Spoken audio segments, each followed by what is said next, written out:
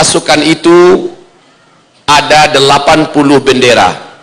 Satu bendera membawa 12.000 pasukan-pasukan terbaik, laki-laki seluruhnya. Hebat dalam memanah, jago dalam berpedang, handal dalam berkuda, dan kata Rasulullah, Malhamah Al-Kubra itu perang manual, bukan perang teknologi. Pada masa itu peperangan sudah menggunakan pedang, tombak, panah, dan kendaraan adalah kuda. Peperangan Malhamah Al-Kubra tidak lama, hanya berlangsung 4 hari saja. Pasukan Imam Mahdi sebelum dikirim, pasukan ini sepertiganya murtad, keluar. Jadi orang-orang munafik pada mengasingkan diri. Kemudian sisanya yang 2/3 inilah yang dibagi dalam 4 hari peperangan. Malhamah Al-Kubra secara bahasa Indonesianya adalah peperangan kolosal terbesar. Bila bapak-bapak pernah menyaksikan perang-perang kolosal di dalam film-film Hollywood, termasuk Lord of the Ring, maka dapat dirasakan lebih kurang macam itulah peperangan nanti. Serba manual, berhentinya peperangan hanya malam hari saja. Kalau perang spektakuler sekarang ini, perang modern sekarang ini, seluruhnya berlanjut siang malam. Betul tidak kalau sekarang? Karena menggunakan teknologi, menggunakan satelit, menggunakan rudal, dan sebagainya. Drone tanpa, pesawat tanpa awak, dan seterusnya. Tapi peperangan manual balik zaman dulu, malam istirahat. Siang perang, malam istirahat. Kaum muslimin yang kami muliakan, di dalam Taurat dan Injil, perang Malhamah Al-Kubra ini disebut dengan sebutan, kalau di Taurat Harmajiddun, kalau di Injil Armageddon. Dibuat oleh Hollywood film yang menipu kita, seolah-olah itu adalah serangan meteor dari ruang angkasa menabrak bumi. Ya, padahal bukan. Armageddon adalah peperangan yang terdapat di kitab suci Taurat, yang terdapat di kitab suci Injil. Peperangan akhir zaman yang paling seru, yang paling sengit. Manusia-manusia terbaik dari orang-orang terbaik di muka bumi berhadapan dengan musuh-musuh jahat terbaik. Daya tempur mereka terbaik, kehebatan mereka juga terbaik, strategi mereka juga terbaik, dan jumlahnya luar biasa fantastis dibandingkan dengan pasukan mujahidin di bawah pimpinan Imam Al-Mahdi. Peperangan yang maha dahsyat, peperangan full body contact, fisik dengan fisik, peperangan yang sangat adil. Kalau sekarang nggak adil, umat Islam nggak pegang apa-apa, semua teknologi di tangan musuh-musuh Islam, semua kemajuan di tangan mereka, bala tentara, dana, media, segala macam di tangan mereka. Allah maha adil. Allah akan hantamkan meteor ke muka bumi ini nanti, dan meteor ini yang menghentikan semua teknologi serentak. Setelah itu kalian semua, kata Rasulullah, kembali seperti zaman sekarang. Kalian akan menggunakan semuanya serba manual, persis seperti zaman ini. Perang kalian saat itu adalah menggunakan pedang. Perang kalian ketika itu menggunakan panah, perang kalian saat itu menggunakan tombak. Kendaraan kalian paling banter kembali kepada kuda. Kaum muslimin, peperangan ini terjadinya bukan di Afrika, bukan di Amerika, di Eropa, bukan di Rusia, di Cina, bukan di Indonesia. Peperangan ini terjadinya nanti di Suriah. Tempat peperangan itu adalah di A'maq atau di Dabit, kata Rasulullah, sebelah utara daripada Suriah. Tempat yang ada sekarang Ghutah, ya, yang habis-habisan diperangi dan dihancurkan, ini pun salah satu wilayah dan markas perang Armageddon itu nanti. Subhanallah, peperangan tidak berlangsung lama. Apa penyebabnya? Nanti saya sampaikan. Apa penyebabnya? Apa yang terjadi? Lalu apa hasilnya? Insya Allah ini akan kita bahas pada malam hari ini. Hadis-hadis yang panjang menceritakan tentang perang puncak akhir zaman ini. Saya ketika melihat Lord of the Ring, berulang-ulang saya lihat kembali. Hadis-hadis Nabi yang saya baca tentang perang akhir zaman itu, tergambarkan secara visual di sana. Tergambarkan bagaimana peperangan antara orang-orang normal, dalam bahasa kita orang-orang baik, mujahidin terbaik, orang-orang taat yang paling taat melawan orang-orang kafir terbaik dalam pertempuran, yang terlatih, yang paling disiplin dalam peperangan. Dan inilah yang akan dihadapi oleh Imam Mahdi dan orang beriman dalam perang Malhamah Al-Kubra. Sebagai pengantar, spidol kita ada? Ya. Mohon perhatikan ke whiteboard baik-baik.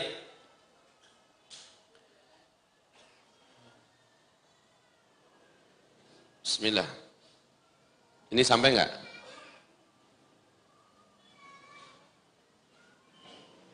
Saya ingin memberikan gambaran di posisi mana perang Armageddon tersebut. Nabi mengatakan kita ada berapa fase? Ada berapa fase? Kita menjalani di kehidupan dunia ini 5 fase. Mana ananda saya Sahab dengan Kais? Di mana Sahab dan Kais? Ada di luar? Maju ke depan nak. Abah ingin kalian menyaksikan. Ini adalah putra-putra kami, anak-anak kami yang belajar di madrasah saya. Sini ke depan. Sini sayang. Semoga Allah luluskan beliau, insya Allah beliau dalam pengkaderan yang serius sekarang ini untuk dipersiapkan menjadi orang-orang terbaik di akhir zaman. Mana Kais? Kais mana? Maju. Bisa melihat papan tulis ya. Start dan finish. Kais mana Kais? Sini. Taqaddam. Kaum muslimin yang kami muliakan,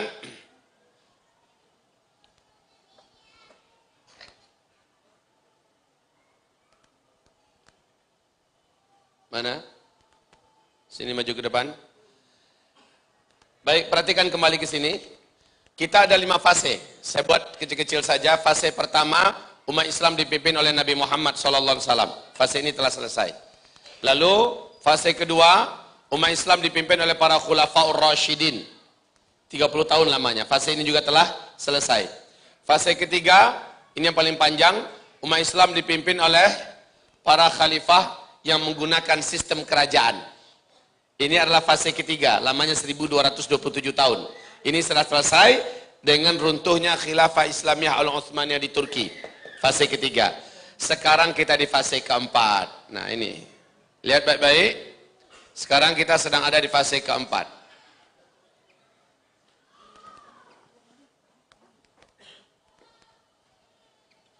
Rasul menyebutkan fase keempat ini adalah fase peperangan. Eskalasi fitnah naik menanjak tajam seperti ini. Fitnah berupa kegaduhan, chaos, kekisruhan, bencana-bencana alam, kehancuran ekonomi, perang di mana-mana, pertumpahan darah, kemiskinan, serta kekeringan total dan sebagainya. Pada akhirnya terjadilah hantaman besar. Hantaman besar dari langit, yaitu meteor menghantam bumi.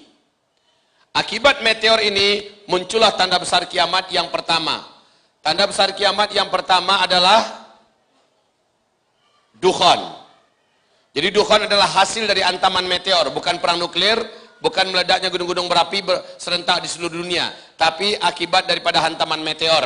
Inilah dia tanda besar kiamat yang pertama, disebut dengan dukhan. Saya tidak akan menguraikan ini ya. Saya akan fokus dengan pembahasan Armageddon nanti. Yang kedua, jarak antara dukhan dengan tanda besar kiamat yang kedua, yaitu keluarnya Dajjal. Dajjal adalah tanda besar kiamat yang kedua. Kemudian yang ketiga yaitu Nabi Isa Allah turunkan dari langit dan Dajjal pun dibunuh. Dan yang keempat ini sebagai penutup langsung dari fase keempat, yaitu lepasnya Ya'jud dan Ma'jud. Setelah Ya'jud dan Ma'jud habis, manusia di muka bumi hidup dalam keadaan aman yang benar-benar di puncak aman bagaikan di surga dunia. Inilah fase kelima. Islam akan kembali memimpin seluruh dunia. Dan ini Allah janjikan di Al-Quran surat An-Nur ayat 55 dan juga dalam hadis riwayat Imam Ahmad.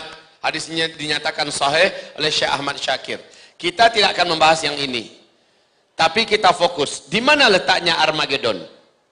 Pasca hantaman meteor, semua yang ada di muka bumi dari teknologi berakhir. Kehidupan manusia di muka bumi kembali kehidupan yang serba manual.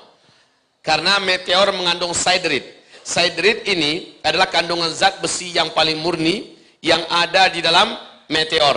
Saat dia menabrak atmosfer bumi kita, pergesekan yang ekstrim dengan atmosfer bumi kita menyebabkan siderit ini mengalami pergesekan ekstrim ini menyebabkan timbulnya medan magnet yang sangat kuat. Dan dampaknya semua besi dan logam yang ada di muka bumi akan terinduksi secara serentak. Maka tidak ada mesin-mesin, apapun bendanya, pabrik-pabrik, industri-industri atau apa saja yang terbuat mesinnya dari besi dan logam, melainkan semuanya terinduksi, lengket antar satu dengan lain dan tidak bisa digunakan. Kemudian ini juga menimbulkan gelombang elektromagnetika yang sangat tinggi. Dampaknya adalah semua sinyal dan listrik yang ada di muka bumi padam, bukan untuk sementara waktu, tapi untuk selama-lamanya. Inilah dia akhir teknologi, adalah ketika hantaman meteor. Nah, langsung hantaman meteor ini menimbulkan efek dukhon, berlangsung selama 40 hari 40 malam. Bukan ini pembahasan kita sekarang. Setelah dukhon 40 hari bumi terang, maka bumi mengalami kemarau yang ekstrim. Iklim bumi berubah dengan ekstrim. Paling lama 3 tahun jaraknya Dajjal pun keluar. Inilah dia Nabi mengatakan menjelang Dajjal keluar ada 3 tahun bumi mengalami kemarau yang ekstrim serentak di seluruh dunia. Ya, itu adalah setelah dukhon. Nah, kapankah Imam Mahdi muncul? Imam Mahdi muncul adalah setelah hantaman meteor. Setelah hantaman meteor, Al-Mahdi. Bagaimana kita mengetahui Al-Mahdi sudah muncul nanti? Hantaman meteor ini di bulan Ramadan. Di bulan Syawalnya masih dukhon. Di bulan Zulqa'dah terjadi kekacauan dan perselisihan yang sangat hebat di tubuh kerajaan Arab Saudi dalam bentuk perang dan perang, keamanan tidak terjaga. Bulan Zulhijjahnya jamaah haji dibantai di Mina. Kemudian bulan Muharramnya Al-Mahdi dibaiat. Al-Mahdi dibaiat di depan Ka'bah. Ya, nah setelah Al-Mahdi memimpin seluruh umat Islam di dunia, Imam Mahdi dengan cepat menaklukkan seluruh negeri-negeri Arab dan disatukan kembali dan dibuat namanya seperti nama dulu, Jazirah Arabia. Arab Saudi akan hilang dari nama. Qatar, Uni Emirat Arab, Kuwait, Bahrain, Oman, Yemen semuanya akan hilang, kembali kepada nama asal, yaitu Jazirah Arabia. Tunduk dan takluk di bawah kekuasaan Imam Al-Mahdi. Seluruh negeri Syam, Palestina, Syria, Lebanon, Yordania, satu persatu juga ditaklukkan dengan cepat. Israel hilang dari peta dunia selama-lamanya. Imam Al-Mahdi ini memimpin pertempuran dengan sebaik-baiknya kepemimpinan. Beliau bukan hanya sekedar jago retorika, bukan hanya luas ibadah, ilmunya, hebat ibadahnya, tetapi memang juga cekatan dalam menguasai senjata-senjata manual. Paling pemberani dan beliau adalah paling ahli dalam strategi perang. Padahal sebelumnya sosok beliau tidaklah seperti itu. Dia hanya seorang talib biasa di kota Madinah Al-Munawwarah. Tapi kata Rasulullah dalam satu malam dia di-upgrade oleh Allah sehingga memiliki kemampuan itu seluruhnya, siap memimpin dunia ketika dunia sudah mulai putus asa. Kacau di mana-mana, perang di mana-mana, kezaliman terjadi di mana-mana. Benar-benar Imam Mahdi melihat dunia tidak mungkin terselamatkan, tapi Allah upgrade dia sehingga malam itu dia memiliki keyakinan dan memiliki keberanian untuk siap memimpin. Nah, baik, Imam Mahdi ini menaklukkan seluruh Jazirah Arabia ditaklukkan. Mana tutup spidol?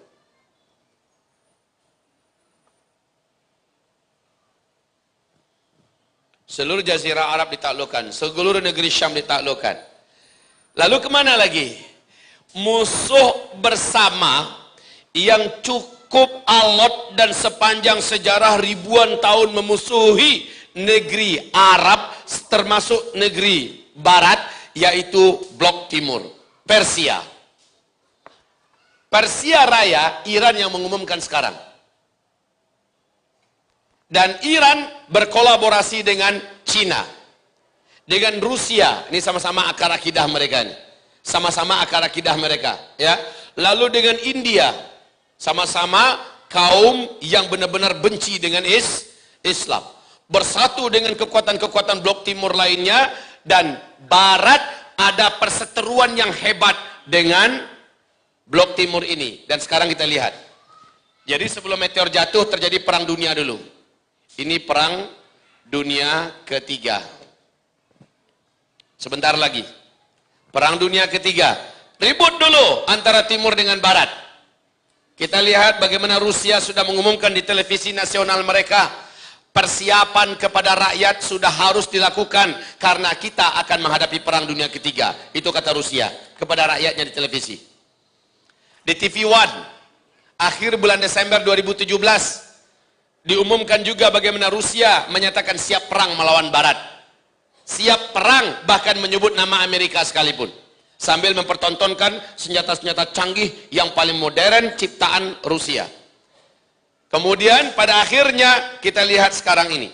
Bagaimana seluruh diplomat-diplomat Rusia diusir dari Prancis. Diusir dari Inggris. Diusir dari Amerika. Negara-negara blok barat serentak satu persatu memutuskan hubungan diplomatik dengan Rusia. Dalam hal ini mereka juga mengirimkan senjata-senjata berat mereka, baik senjata pesawat-pesawat tempur, kapal-kapal induk menuju ke Ghouta. Menuju ke Ghouta. Betul tidak? Itu kondisi sekarang. Sementara Cina, India, Iran, Rusia, dan beberapa negara timur lainnya juga serentak menyatukan energi dan kekuatan militer mereka bersamaan siap menghabisi hegemoni barat, dan tempatnya adalah Suriah. Mereka perang, tempatnya di Suriah. Kebayang nggak betapa kejepitnya rakyat dan kaum muslimin di Suriah? Hancur apa enggak negeri? Raksasa-raksasa gila dan mengamuk perang di negeri Suriah. Dengan ini kita akan melihat peta peperangan seperti apa yang akan dihadapi oleh para mujahidin yang ada di Suriah, yang ada di Palestina. Bagaimana militan mereka luar biasa, karena dua raksasa besar kelahi di wilayah mereka, dan mereka salah satu di antara. Nah hebatnya, setelah Al-Mahdi muncul, setelah Al-Mahdi hadir, kekuatan Islam menjadi satu. Kemarin ini kita berharap Raja Salman yang persatukan. Ternyata Raja Salman ditelikungi oleh anak kandungnya sendiri, Muhammad bin Salman. Hilang harapan kita. Kita berharap Erdogan yang mempersatukan. Sayang Erdogan bukan orang Arab. Ya. Sementara setidak-tidaknya Erdogan masih memberikan secercah harapan. Nah, wallahu alam. Akan seperti apa akhir hayat Erdogan? Apakah dia dibunuh atau bagaimana? Yang jelas dialah kebanggaan kita saat ini. Betul tidak? Tapi saya tidak yakin Erdogan akan berumur panjang. Orang semacam ini paling dikhawatirkan umurnya panjang. Orang semacam ini paling ditargetkan untuk dihabisi dan dibunuh. Apakah dia yang dimaksud menjelang Al-Mahdi keluar akan terbunuh terlebih dahulu seseorang yang berjiwa bersih, berhati mulia, sangat cinta kepada Islam dan membangkitkan izah dan kemuliaan kaum muslimin, dibunuh terlebih dahulu. Kematiannya marah orang-orang beriman satu muka bumi, dan marahlah malaikat-malaikat yang ada di langit. Setelah kematiannya Al-Mahdi pun dibaiat di depan Ka'bah. Apakah Erdogan orangnya? Allahu a'lam. Saya tidak berani memastikan. Ataukah hadis yang sahih ini yang dimaksud Zakir Naik sekarang? Allahu a'lam. Saya pun tidak berani memastikan.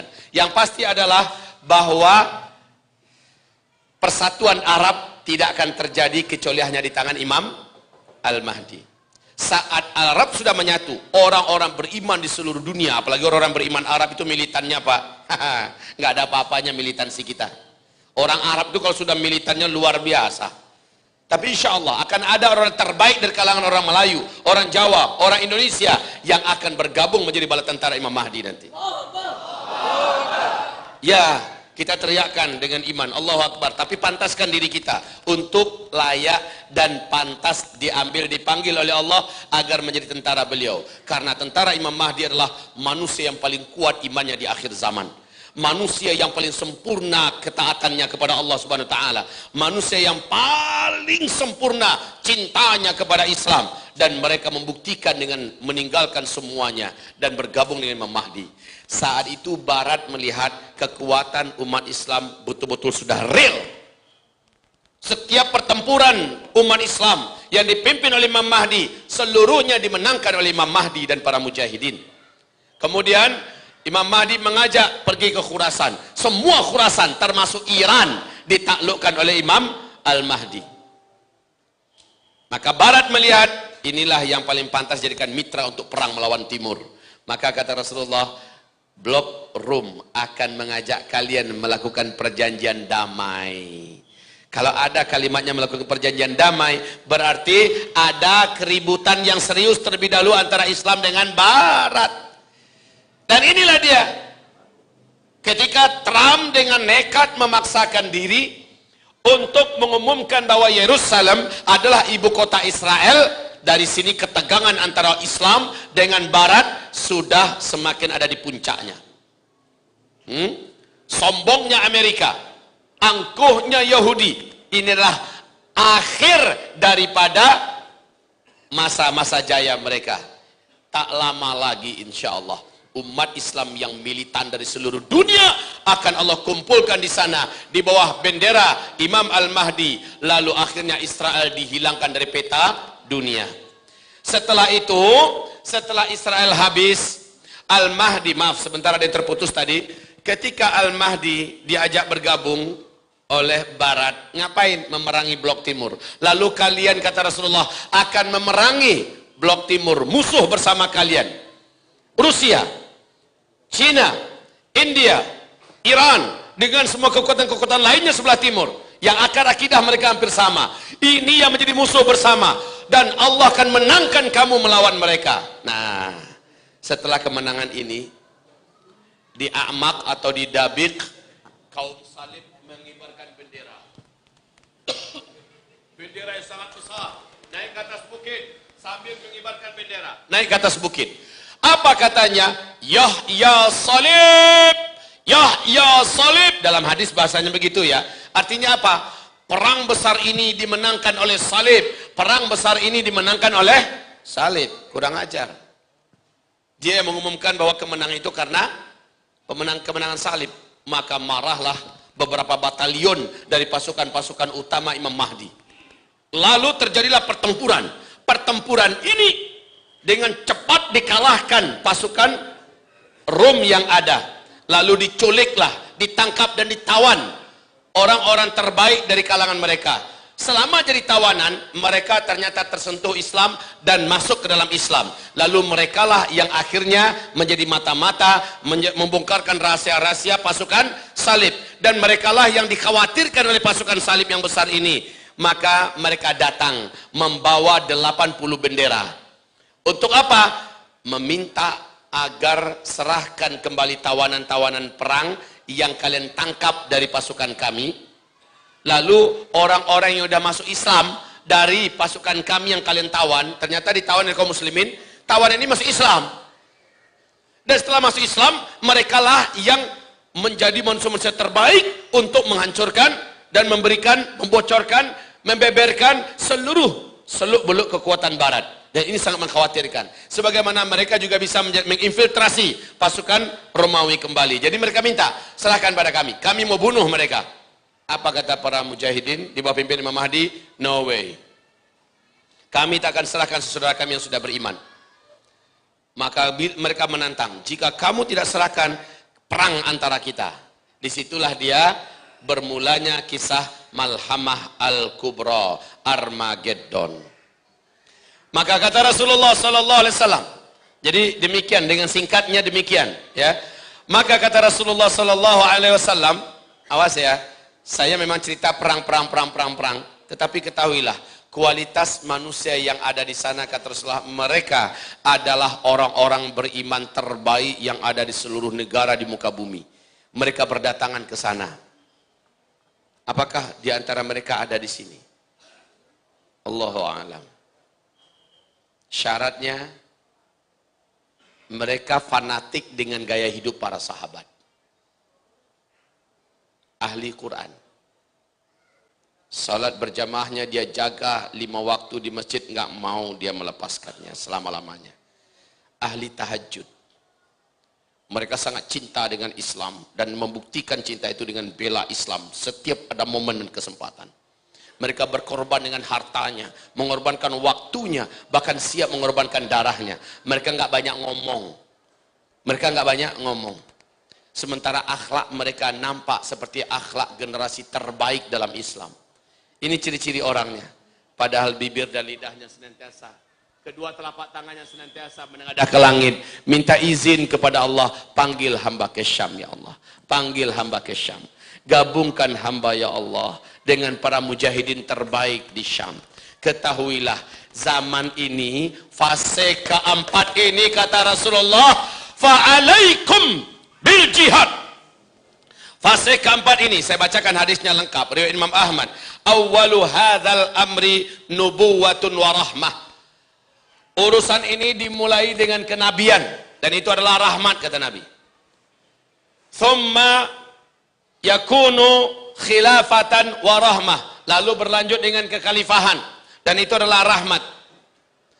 Thumma yakunu mulkan wa rahmah. Lalu berlanjut dengan kerajaan-kerajaan. Jadi khilafah dengan sistem kerajaan. Ini paling lama tadi ya. Warahmah itu juga rahmat. Dan di hadis yang riwayat Imam Ahmad dinyatakan sahih oleh Syekh Ahmad Syakir, tidak ada lagi khilafah Islamiyah, tidak ada lagi kekuasaan Islam di muka bumi. Inilah fase keempat. Tapi pada fase ini masih wujud thumma takunu imarah warahmah. Kemudian bermunculanlah imarat-imarat.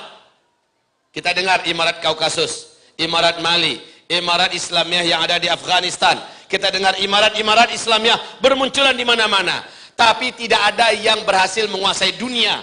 Hanya sebatas teritorial saja. Kayak di Afghanistan sampai sekarang masih eksis. Kayak di Yaman sekarang masih eksis. Ya. Tapi tidak mampu berkembang. Tapi itu adalah rahmat. Menunjukkan masih hidupnya ruh iman dan jihad. Lalu kata Rasulullah SAW, fa'al thumma yatakadamuna alaihi takadumal humur.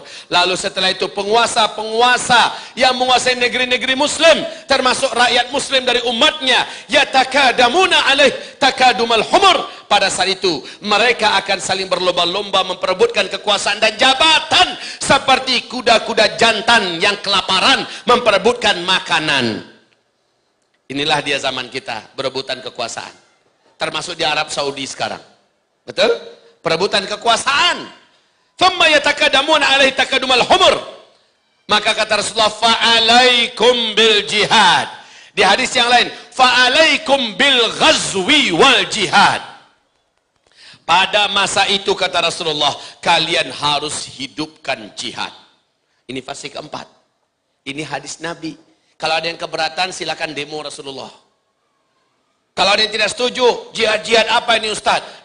Ini adalah fase jihad. Dan jihadnya sebelum fisik adalah jihad politik. Jihad media. Jihad pendidikan. Jihad ekonomi. Jihad budaya. Jihad pemikiran. Jihad ideologi. Jihad apapun yang bisa. Sekarang ini adalah masanya. Fa'alaikum bil jihad. Tapi kata Rasulullah, wa inna afdala jihadikum ar-ribat. Pada fase keempat ini, dari seluruh jihad-jihad yang ada, jihad yang paling utama, jihad yang paling tinggi, jihad yang paling hebat adalah jihad yang ada ribatnya. Nah, ribat ini hanya sebuah istilah dalam perang fisik. Jadi ini perang ekonomi, ini perang politik, ini perang media, ini perang jihad. Dari seluruh jihad itu yang terutama adalah jihad yang ada ribatnya. Dan ketahuilah kata Rasulullah, wa inna afdala ribatikum asqalan. Tempat jihad terbaik di akhir zaman adalah di negeri Syam, tepatnya di Palestina yang ada daerah Askalannya, kata Rasulullah sallallahu alaihi wasallam. Di hadis yang lain Nabi mengatakan, menjamin sebagaimana kata Muawiyah yang dimaksud oleh Ibnu Yukhamir bahwa dia mendengar Malik berkata bahwa sesungguhnya jihad manusia-manusia terbaik, orang-orang terbaik di akhir zaman bukan di mana-mana. Innahum bisyam, Mereka adanya di negeri Syam. Di penegasan Nabi, wahum bi Baitul Maqdis. Wa aknafi Baitul Maqdis. Mereka ada di Baitul Maqdis. Subhanallah. Jadi kaum muslimin, orang yang sedang berperang sekarang di negeri Syam, siapa yang berani mengatakan bahwa mereka adalah para pecundang, bahwa mereka adalah kaum Khawarij, selain ISIS, siapapun yang berani mengatakan bahwa mereka adalah orang-orang yang ambisius dengan kekuasaan, mereka adalah buat dan sebagainya, semoga Allah busukkan mulut orang itu. Semoga Allah busukkan air liur orang itu. Semoga Allah busukkan hati orang itu. Kecuali dia berkata dalam keadaan jahil. Semoga Allah kasih hidayah dia. Semoga Allah tuntun dia. Semoga Allah tunjukkan kepada dia yang sebenarnya sehingga dia berubah.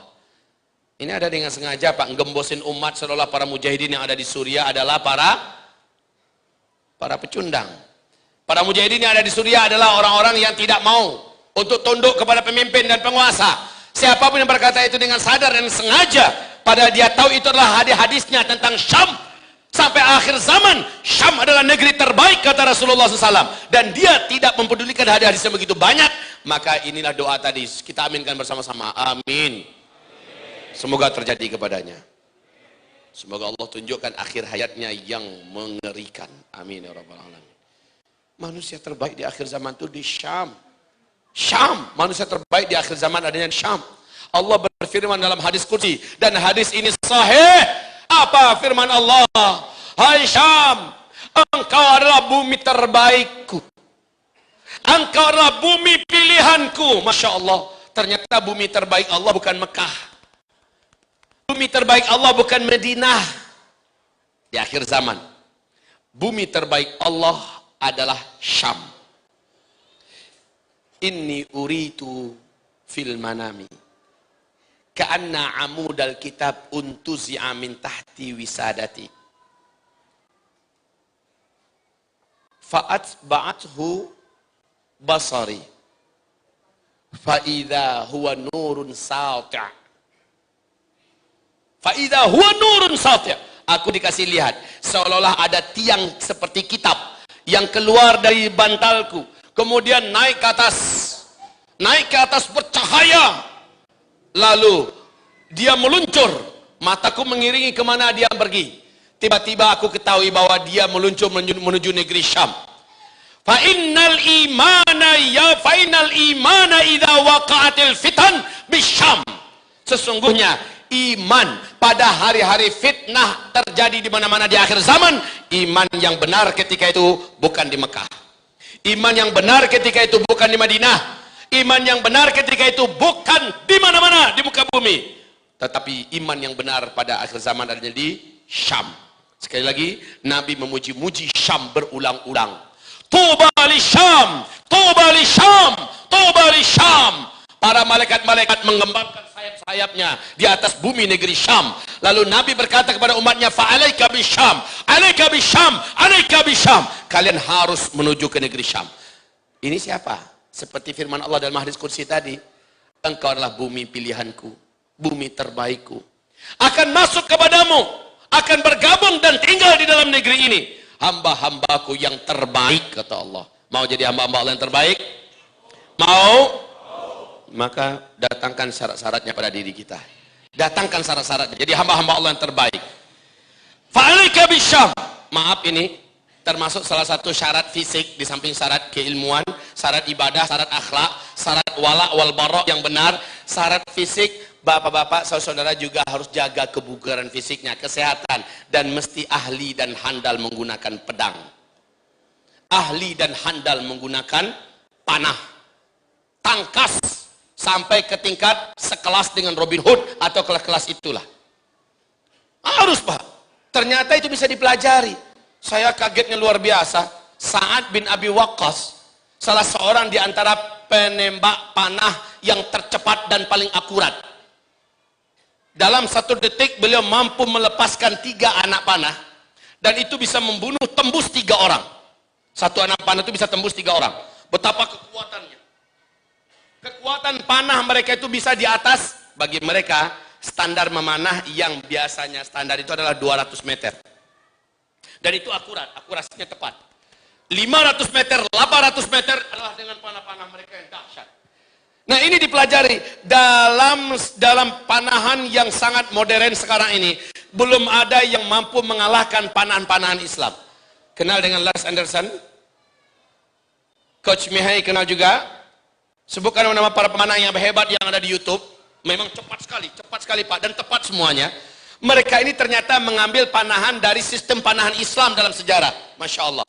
Dan sistem panahan Islam itu lengkap, ada manuskripnya, catatan-catatannya di London, di Perancis, di sana disimpan Pak. Masa lalu Islam dalam masalah panahan ini dahsyat sekali. Itu baru panahan, belum lagi berkuda.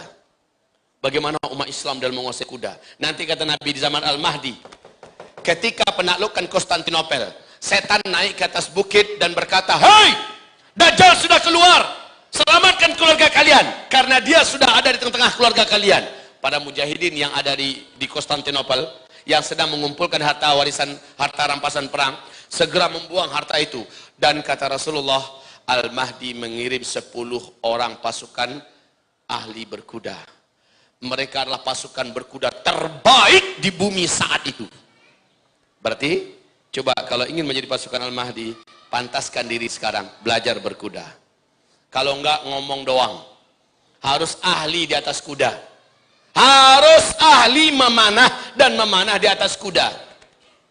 Masya Allah, ini olahraga yang mengasihkan. Ternyata memanah dan berkuda, memanah di atas kuda, itu kegunaannya terpakai selalu dalam sejarah. Satu, untuk tujuan bertahan hidup, untuk tujuan militer, ya, memang untuk perang. Ketika perang nggak ada, dianjurkan untuk bertahan hidup, untuk berburu, Ketika kita sudah makmur, perang tidak ada, kita sudah makmur. Tujuan ketiga, untuk kepentingan seni, budaya, dan olahraga. Ini Pak, itu menandakan apa? Adanya kesinambungan penggunaan senjata manual ini yang jangan pernah terputuskan. Oke, kita kembali kepada Malhamah Al-Kubra. Berapa hari tadi Malhamah Al-Kubra? 4 hari. Antara siapa dengan siapa? Antara umat Islam dengan umat Islam di bawah pimpinan Imam Mahdi. 4 hari. Tempatnya di mana?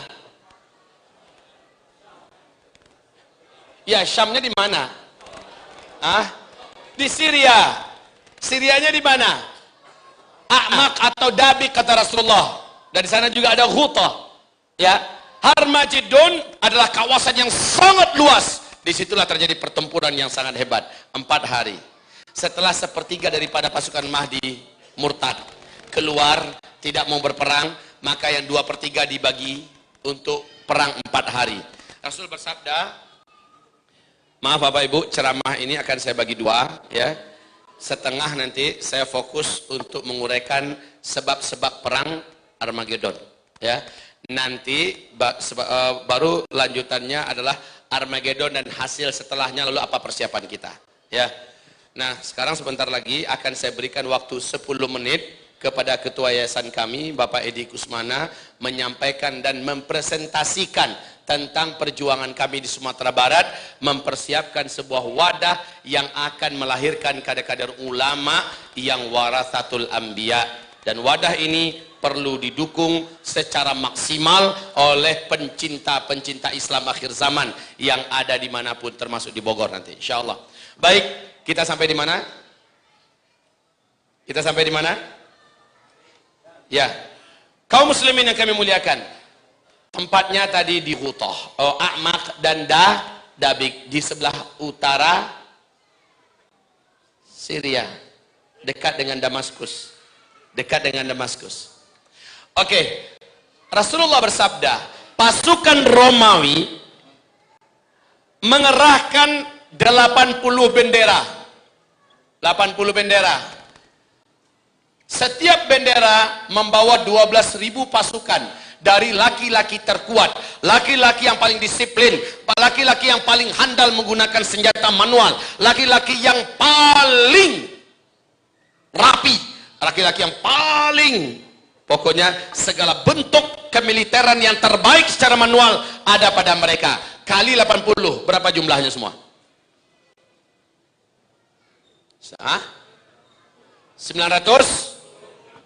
960.000 orang, ya. 960.000 orang. Ini jumlahnya dari mereka. Jumlah dari umat Islam berapa melawan mereka? Tidak ada hadis yang menyebutkan berapa. Tapi pada akhirnya kata Rasulullah, akhir dari peperangan ini adalah jumlah umat Islam yang militan, yang teruji, yang lolos, yang menang hanya tersisa 2.500-an sedikit, lebih sedikit. Jumlah yang sangat sedikit. Betapa banyaknya angka yang syahid dalam peperangan penutup ini. Inilah perang Armageddon. Nah, sekarang seperti apa perang itu? Siapa-siapa yang akan disyahidkan di sana? Siapa-siapa yang akan murtad di sana? Siapa-siapa yang akan menang di sana? Diumumkan oleh Rasulullah sallallahu alaihi wasallam. Lalu kita yang ada di Indonesia, Ustadz, apabila kami tidak mungkin untuk ke sana, apa yang harus kami lakukan di sini?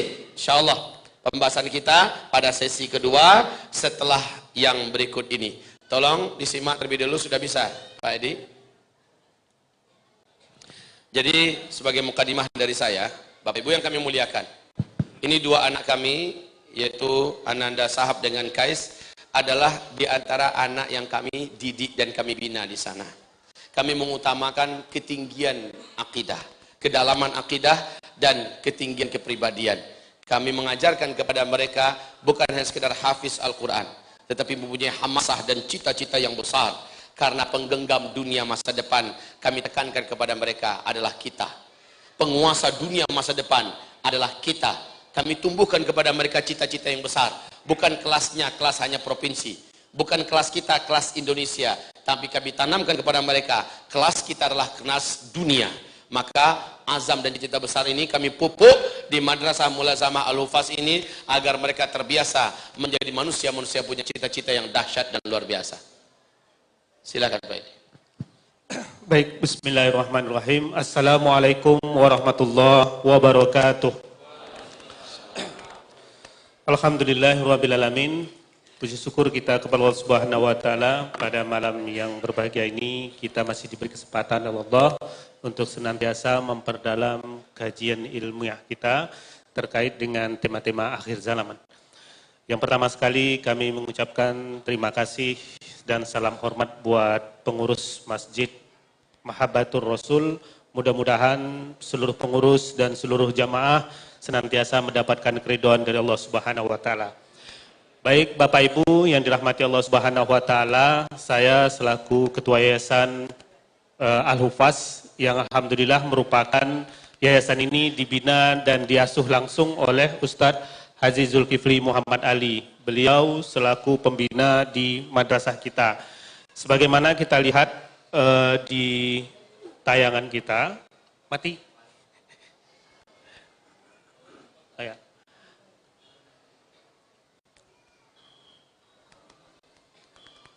Ada yang nyenggol?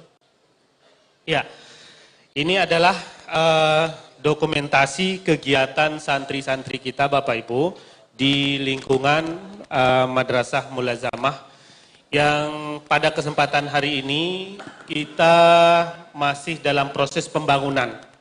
Dan alhamdulillah berkat donasi dari kaum muslimin dan muslimat untuk lantai 1 itu penggunaan ada 6 kelas, itu alhamdulillah sudah selesai. Sudah selesai dan kita masuk ke tahap berikutnya untuk lantai 2 karena tahun ajaran baru nanti insya Allah akan segera kita mulai. Jadi awal Juni, akhir Juni nanti, awal Juli kita sudah harus membutuhkan 12 kelas karena nanti di sana sekaligus untuk program Kutab. Bapak Ibu mungkin sudah kenal program pendidikan Kutab. Dan lanjutannya adalah madrasah. Dan alhamdulillah nanti awal tahun ajaran baru kita membutuhkan sebanyak 12 kelas. Dan proses pembangunan hari ini terus kita lanjutkan. Mudah-mudahan nanti proses pembangunan ini bisa selesai. Baik, kita mati lagi ya.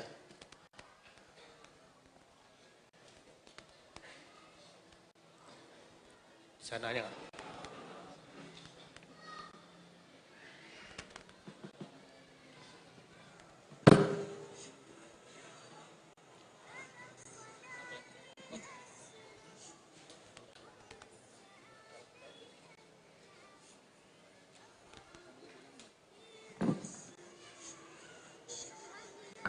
Ini adalah lokasi Madrasah Mulazamah Al-Hufaz kami. Inilah saung-saung tempat belajar anak-anak kita untuk sementara. Tempat tinggal mereka sebelumnya kami jadikan kandang-kandang kuda darurat kami triplek dan jadi asrama darurat. Nah, itu yang baru dan sedang kita bangun. Tak ada.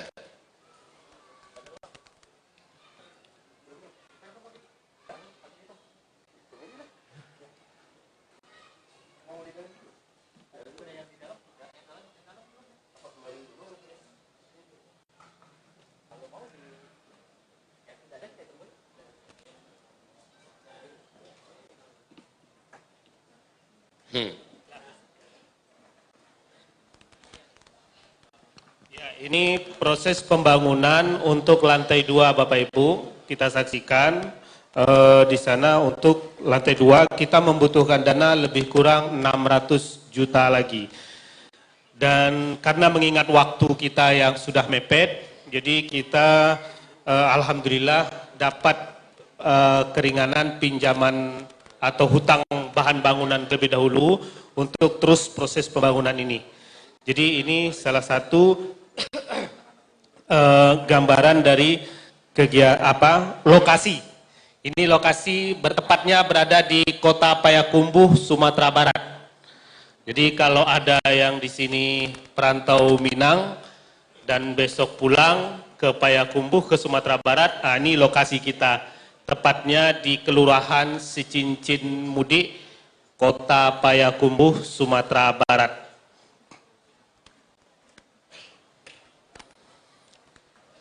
Ya, bangunan kita yang rangkanya sekarang ini. Di sini akan kita fasilitasi karena memang sebagaimana tadi Ustaz Zul sampaikan, fasilitas olahraga yang wajib kita tekankan di sana adalah berkuda, memanah, dan berenang. Dan alhamdulillah santri kita walaupun dengan cara menumpang tempat berenangnya, itu juga sudah dilatih berenangnya dan juga untuk memanah. Dan saat ini juga kita lagi melatih anak-anak kita untuk program horseback archery, yakni memanah di atas kuda, berkuda sambil memanah.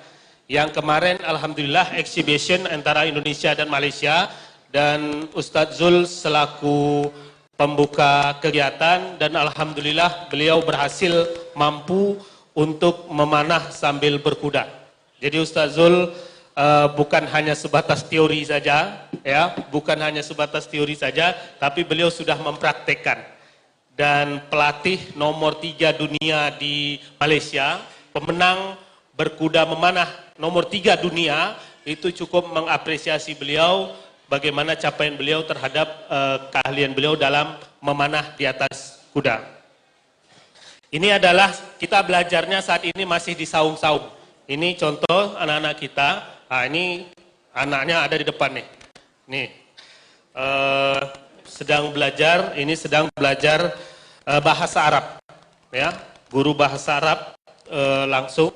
Beliau adalah Ketua Asosiasi Guru Bahasa Arab di Indonesia. Langsung beliau yang mengajar.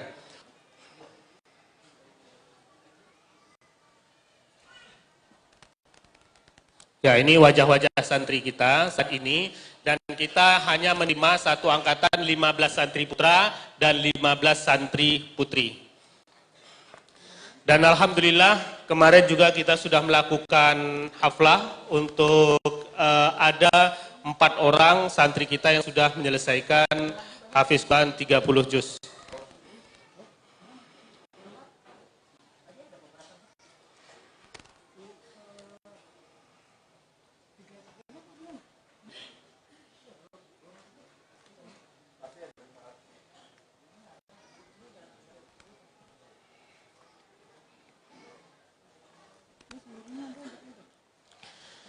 Dan madrasah ini memang langsung diampu oleh Ustadz Zulkifli Muhammad Ali, makanya beliau untuk masa mengajar di madrasah kita itu hari Senin, Selasa, Rabu, dan Kamis.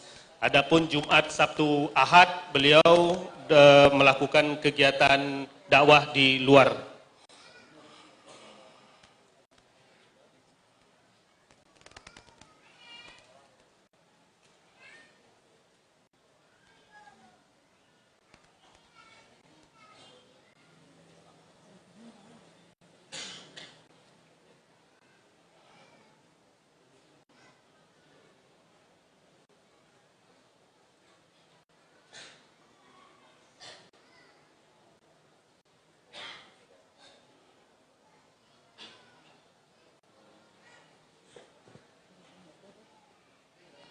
Ya, ini salah satu kegiatan berkuda untuk santri kita.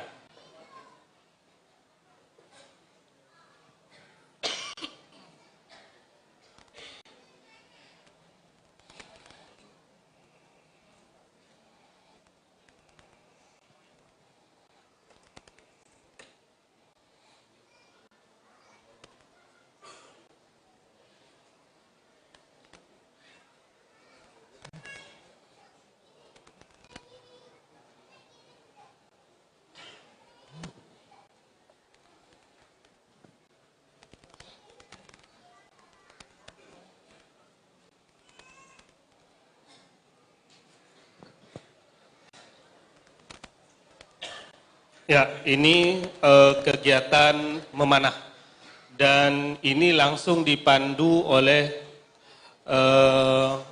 pelatih dari Malaysia.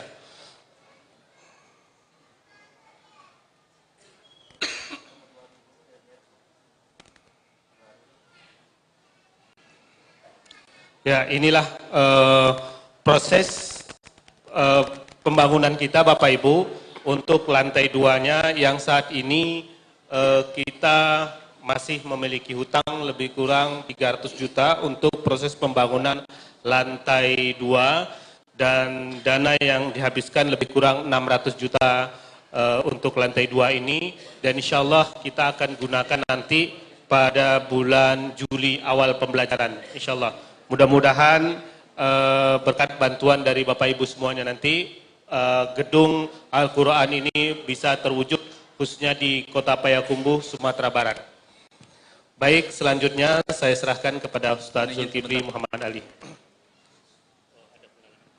Bapak Ibu rahimakumullah, mohon izin sebentar, ada infak yang beredar lagi untuk mendukung dakwah Ustadz dengan apa yang disampaikan dengan Ustadz Edi tadi. Mari kita dukung beliau, berikan yang terbaik, infak yang terbaik agar madrasah ini menjadi ponpes yang benar-benar berjalan di jalan Allah. Syukran. Silakan Ustaz. Baik kaum muslimin, sebelum materi saya sampaikan, Masya Allah, itu yang dijalankan anak kami, anak kita adalah tabungan akhirat Bapak. Adalah tabungan akhirat Bapak semua. Menabunglah untuk dalam rangka dicetaknya kader-kader ulama di bawah asuhan kami, insya Allah. Baik kaum muslimin yang kami muliakan, wahai hamba-hamba Allah yang kami cintai, di luar juga ada sertifikat wakaf tunai. Sertifikat wakaf tunai, boleh Bapak berbelanja kepada Allah, ya, menabung kepada Allah untuk pembangunan ini. Ada yang harganya 500.000, ada yang harganya 1 juta, ada yang harganya 200.000, ada yang dikosongkan. Maka silakan Ibu Bapak mengisi berapa yang kosong itu. Dan ada juga hanya nomor rekening dan silakan ditransfer melalui rekening tersebut. Baik, kita lanjutkan kajian kita. Malhamah Al-Kubra. Hamba-hamba Allah yang kami muliakan. Parang yang 4 hari ini, hari pertama diundilah siapa yang akan berangkat. Disiapkan pasukan berani mati. Pasukan berani mati ini, kata Rasulullah SAW, bertempur dengan sangat hebat. Bertempur satu siang, dari pagi itu sampai tenggelam matahari, tidak ada di antara mereka yang lari. Dan seluruh mereka tidak ada yang menang. Baik dari pihak kaum kafir yang juga hebat-hebat, atau dari kalangan mujahidin, tidak ada yang menang. Sisa-sisa yang tersisa dari pasukan mujahidin yang diutus dari pasukan berani mati ini, sisa-sisa itu dalam keadaan luka-luka parah. Ketika mereka kembali ke posko, meninggal semuanya, syahid. Besok dikumpulkan lagi pasukan berani mati gelombang kedua, hari kedua. Dikirimkan bertempur. Pertempuran yang tidak pernah disaksikan sebegitu hebatnya.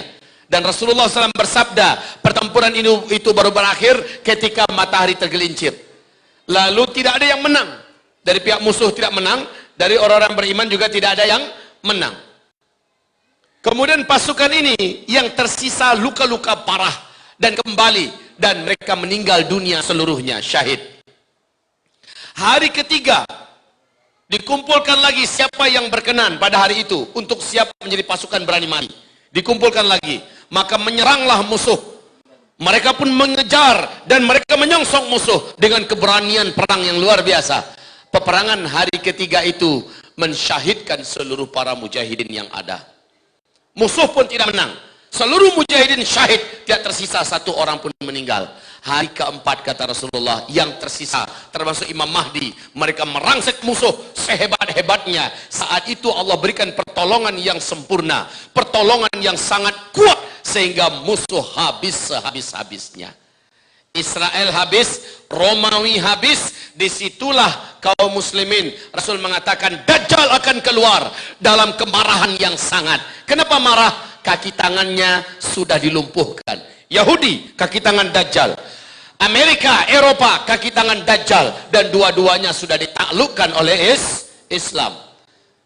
Peperangan yang 4 hari ini, yang tersisa dari pasukan kaum muslimin hanya ribuan saja lagi. Allah, Bapak coba lihat kenapa Nabi berkata bahwa pada fase kelima jumlah laki-laki dibandingkan wanita 1 berbanding 50. Pernah dengar hadis ini tidak?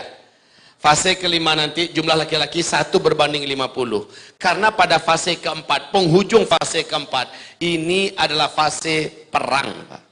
Laki-laki di muka bumi ini asik perang di mana-mana. Perang dunia ketiga. Pencetusnya apa? Perang dunia ketiga ini Rasulullah menyebutkan pencetusnya nanti adalah perebutan gunung emas yang menurut George Bush sudah ditemukan di negeri Irak.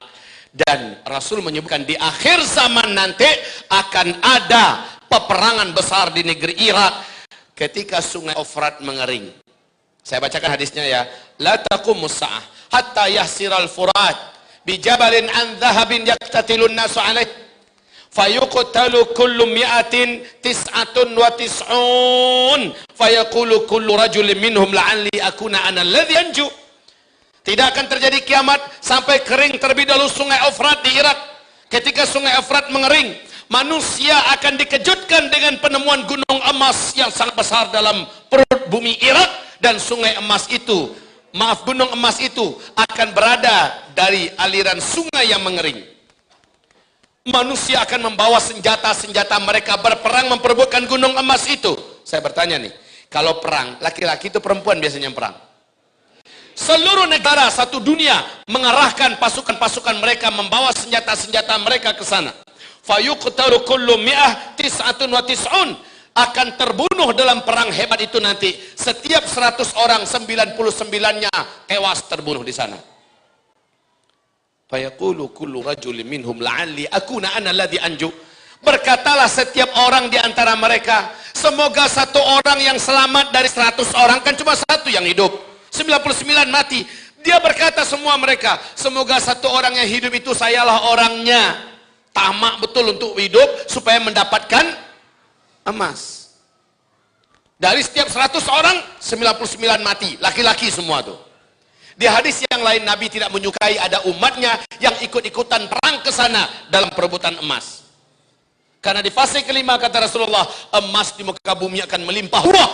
Orang akan tidak ada lagi yang mau menerima zakat, tidak ada lagi yang mau menerima sedekah, tidak ada lagi yang mau menerima infak, bahkan tidak ada yang mau menerima hadiah. Saking makmurnya di fase kelima, isi bumi memuntahkan segala kekayaannya. Maka janganlah sampai dalam perang besar nanti ikut-ikutan umat Islam. Umat Islam cukup fokus perang di belakang Imam Mahdi nanti. Begitu. Dan Di sini saja sudah banyak angka kematian kaum laki-laki. Paham sekarang? Ditambah lagi Imam Mahdi memimpin perang blok timur dengan perang blok barat, semuanya perang. Terakhir Malhamah Al-Kubra, tema kita malam ini. Peperangan terbesar antara Islam melawan Romawi, Amerika dan Eropa. Dan di sini jumlah orang beriman yang tersisa, petempur-petempur terbaik yang tersisa setelah Armageddon hanya 2.500-an lebih sedikit ke atas. Jumlah yang sangat sedikit, Pak. Padahal yang datang dari seluruh dunia. Dari seluruh dunia. Termasuk dari Indonesia. Akan ada yang sampai ke sana. Insya Allah Ta'ala. Siapa orangnya? Saya tak tahu. Tadi saya katakan, alhamdulillah, sebenarnya saya tidak mau promosi, tapi beliau sudah sampaikan. Saya bukan hanya sekedar ngomong, Pak. Saya ikut, usia saya sudah 45 tahun. Di usia sebegini saya ikut berlatih diri berkuda, memantaskan diri. Kemudian saya sudah mulai memanah dan memanah di atas kuda. Ketika pembukaan kemarin, bismillah, saya mohon pertolongan pada Allah. Dalam kelajuan yang cepat, saya memanah. Langsung tepat, Pak, kuning. Semua bilang Allahu Akbar. Dan saya yakin, kalau kita belajar sungguh-sungguh, pasti kita bisa. Pasti kita bisa, kita tembak atas. Kena, Pak. 2 kali saya ditugaskan nembak, kena cetar. Apa kata beliau? Masya Allah, 2 orang murid saya yang paling cepat Allah mudahkan belajar, A'agim dan Ustaz Zul. Ini yang ngajar adalah Coach Akmal. Beliau adalah Presiden Persatuan Memanah Berkuda di Malaysia. Beliau adalah juara 3 dunia, ya, untuk memanah di atas kuda. Dan beliau insya Allah Ta'ala siap mengkader generasi-generasi terbaik kita di An-Nabawi. An-Nabawi insya Allah kita jadikan sebagai Akademi Furusiah Indonesia, insya Allah Ta'ala, di mana orang bisa belajar memanah berkuda dengan standar ilmiah. Target kita melahirkan atlet-atlet yang bertauhid, yang beriman, dan mampu mengguncang dunia, membuat bangga Indonesia di masa depan, insya Allah Ta'ala. Baik, demikian hamba-hamba Allah yang kami muliakan. Kita kembali. Jadi setiap kita pantaskan dirinya. Apalagi di Bogor, di Puncak, di Jawa Barat ini banyak stable-stable. Kita bisa latihan. Cuman saya nggak tahu yang punya memanah berkuda sekarang tak siapa-siapa. Daku ada. Nah, saya tahu ini Daku ada. Kemudian Ustaz Arifin Ilham pun sudah mulai saya lihat. Kemarin saya tanya sama beliau, Ustadz, sekarang bukannya berkuda aja, mana di atas kuda? Insya Allah bang, saya lagi latihan katanya. Masya Allah. Jadi ulama-ulama kita saja, Agim, lihat itu beliau. Walaupun beliau sudah berusia 56 tahun, sekarang masuk 57 tahun. Kemarin beliau endurance bersama saya, 20 km tanpa stop, ya. Dan beliau walaupun sempat terjatuh sedikit, kemudian naik lagi, tidak kapok kata beliau. Oktober besok AA akan ikut lagi gitu. Dan sekarang AA juga memanah di atas kuda. Bagaimana dengan Anda semua? Bagaimana dengan Anda semua? Bagaimana dengan saudara semua? Kalau memang punya minat menjadi seorang mujahid yang bertakwa di akhir zaman, menjadi seorang atlet yang bisa membanggakan budaya Islam masa lalu, maka pantaskan diri dari sekarang. Kita tidak boleh hanya hebat di atas sajadah. Kita tidak boleh hanya hebat di majelis ilmu. Kita tidak boleh hanya hebat dengan Allahu Akbar, Allahu Akbar. Bukan hanya itu saja hebatnya. Kita harus hebat, kita harus handal, kita harus piawai dalam masalah ketangkasan fisik. Ini guru saya, mana sensei? Tolong sensei berdiri sebentar. Saya latihan samurai dengan beliau. Beliau ini master untuk samurai Indonesia. Baru pulang dari Australia 1 tahun di sana. Termasuk orang yang langka di Indonesia. Mau belajar dengan beliau? Silakan daftar. Saya nggak tahu cara daftarnya gimana. Nanti langsung saja. Saya sudah melihat kelebatan-kelebatan beliau yang cepat. Ini bisa tumbang orang, Pak. Ya. Nah, saya kalau untuk gaya-gaya bolehlah dengan beliau. Tapi kalau sekali tebas mungkin saya langsung tinggal nih. Cuma saya yakin beliau sayang dengan saya. Ya. Jangan tebas saya. Jadi insya Allah antum boleh belajar dengan beliau. Belajar. Ini keahlian yang sudah langka, yang ada orang-orangnya di Indonesia. Dan orang-orang ini tangkap cepat. Tangkap, manfaatkan, peras ilmunya. Tapi tolong sensei, kalau sensei ngajar dengan mereka jangan pelit-pelit ilmunya. Jangan lama-lama. Kalau sensei buat lama-lama saya nggak ridho. Buat mereka cepat jadinya. Ya. Dan antum juga jangan pelit-pelit. Jangan pelit waktunya, jangan pelit dananya, buat beliau tidak perlu lagi mencari sumber yang lain, sehingga beliau mau mengerahkan semua kemampuannya untuk menyiapkan generasi baik yang pantas menjadi pasukan Imam Mahdi nanti di akhir zaman. Amin. Terima kasih. Mau bicara sedikit? Silakan. Assalamualaikum warahmatullahi wabarakatuh. Perkenalkan, saya biasa dipanggil sensei oleh beliau-beliau ini. Sebetulnya nama saya agak unik, Sanmon Nakamura. Jadi kalau antum cari di internet, Sanmon Nakamura, namanya juga agak unik, gitu, insya Allah. Gitu. Saya sebetulnya sudah lama mengajar di sini dengan rekan-rekan yang ada di sini, belajar main pedang. Dan itu setahun yang lalu ya, kalau salah, setahun lalu, dan ini masih ada rekan murid saya di sini. Kemudian saya ada tugas belajar, sehingga saya harus ke Australia, dan saya harus menuntut ilmu lagi, bermain pedang lagi di sana, sampai mencari kesempurnaan dalam arti. Dan saya tidak pelit, monggo bagi siapa yang mau belajar, silahkan. Asal antum punya waktu, antum punya kesempatan, punya kemauan, silahkan. Silahkan datang ke tempat kami, atau mungkin bisa bertanya ke panitia di sini, bagaimana cara mendaftarkannya. Oke, begitu aja dari saya, mudah-mudahan bermanfaat apa yang saya miliki, mudah-mudahan antum juga bisa merasakan bagaimana cara menggunakan pedang, insya Allah. Assalamualaikum warahmatullahi wabarakatuh. Ini gurunya Mudarib Daud. Nah, Mudarib Daud belajarnya juga dengan beliau. Mudarib Daud ini adalah pelatih pedang anak-anak kami di madrasah kami. Dan beliau salah satu murid terbaik daripada sensei. Betul begitu? Masya Allah. Mudarib Daud ini, beliau adalah orang Ambon yang diberi oleh Allah mauhibah, banyak keahlian bela diri yang dikuasainya. Tapi ketika di depan beliau, keahlian bela diri itu akhirnya beliau akui memang layak belajar dengan sensei katanya. Terima kasih sensei. Cuma minta saya, ini sesuatu yang perlu di depan umum saya sampaikan ini. Mohon ajarkan di akhir zaman ini kecepatan yang memang tidak perlu berlambat-lambat sensei. Tidak perlu berlambat-lambat karena waktu kita sudah nggak ada lagi. Ini jangan hanya 1-2 gerakan 3 bulan 1 tahun. Lama-lama orang bosan. Betul tidak? Maunya kita yang memang praktis. Maka ciptakanlah ilmu bela diri yang seperti itu. Sensei memiliki kemampuan itu. Tolong ya. Sensei jazakallah khair. Barakallahu fiik. Barakallahu fiik. Allah barik fiik. Fadhal. Sudah ada pakar memanahnya. Sudah ada pakar berkudanya. Sudah ada pakar berpedangnya. Bahkan yang membuat panah terbaik, membuat pedang terbaik, beliau pun termasuk yang ahli di situ. Ya. Jadi sudah ada pakar-pakar dan ahlinya, tinggal mau nggak belajar. Orang tua macam saya saja, saya mengatakan diri saya tua. Orang yang sudah berumur 40 tahun seperti saya saja, merasa masih muda macam anak saya Sahab, macam anak saya Kais. Nggak pernah ada waktu, kecuali tadi Pak, sambil nyuri waktu memberikan orasi, memberikan ceramah pagi tadi. Sempat-sempatnya saya ambil panah, dan membuat istri saya, ya Allah ini udah baru aja, non-stop Pak, non-stop. Asal ada waktu saya langsung, baru saya berangkat. Mesti adakan waktu terus. Kalau enggak kapan lagi?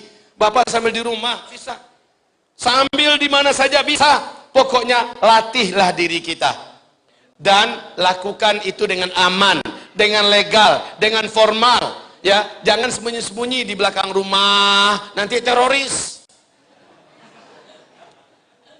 Pergi ke semak-semak main sendirian, nggak boleh. Lakukan secara legal di Istora Senayan umpamanya kan. Berlatihlah dengan legal, dengan formal di bawah payung lembaga-lembaga seperti kalau Pordasi ya, Perpani yang seperti itu. Jadi di bawah lembaga dan payung hukum yang legal formal. Jangan main di belakang-belakang. Dan bertekadlah menjadi atlet yang bisa membanggakan Indonesia di pentas dunia. Bekatnya harus besar-besar begitu Pak. Maka madrasah mulazamah kami biasakan, hanya anak-anak kami ini, kami biasakan mereka punya cita-cita besar. Kami tidak izinkan mereka cita-cita hanya sebatas Bogor. Kami tidak izinkan mereka hanya punya cita-cita sebatas provinsi Jawa Barat. Cita-cita mereka menembus Indonesia. Harapan kami mereka lah yang akan menggenggam dunia. Kader seperti ini kami sematkan siang malam. Kami sematkan cita-cita yang besar karena sejarah para pemimpin besar dulu ternyata oleh guru-gurunya dilatih untuk memiliki cita-cita yang mendunia. Akhirnya mereka memang menjadi manusia yang memimpin dunia.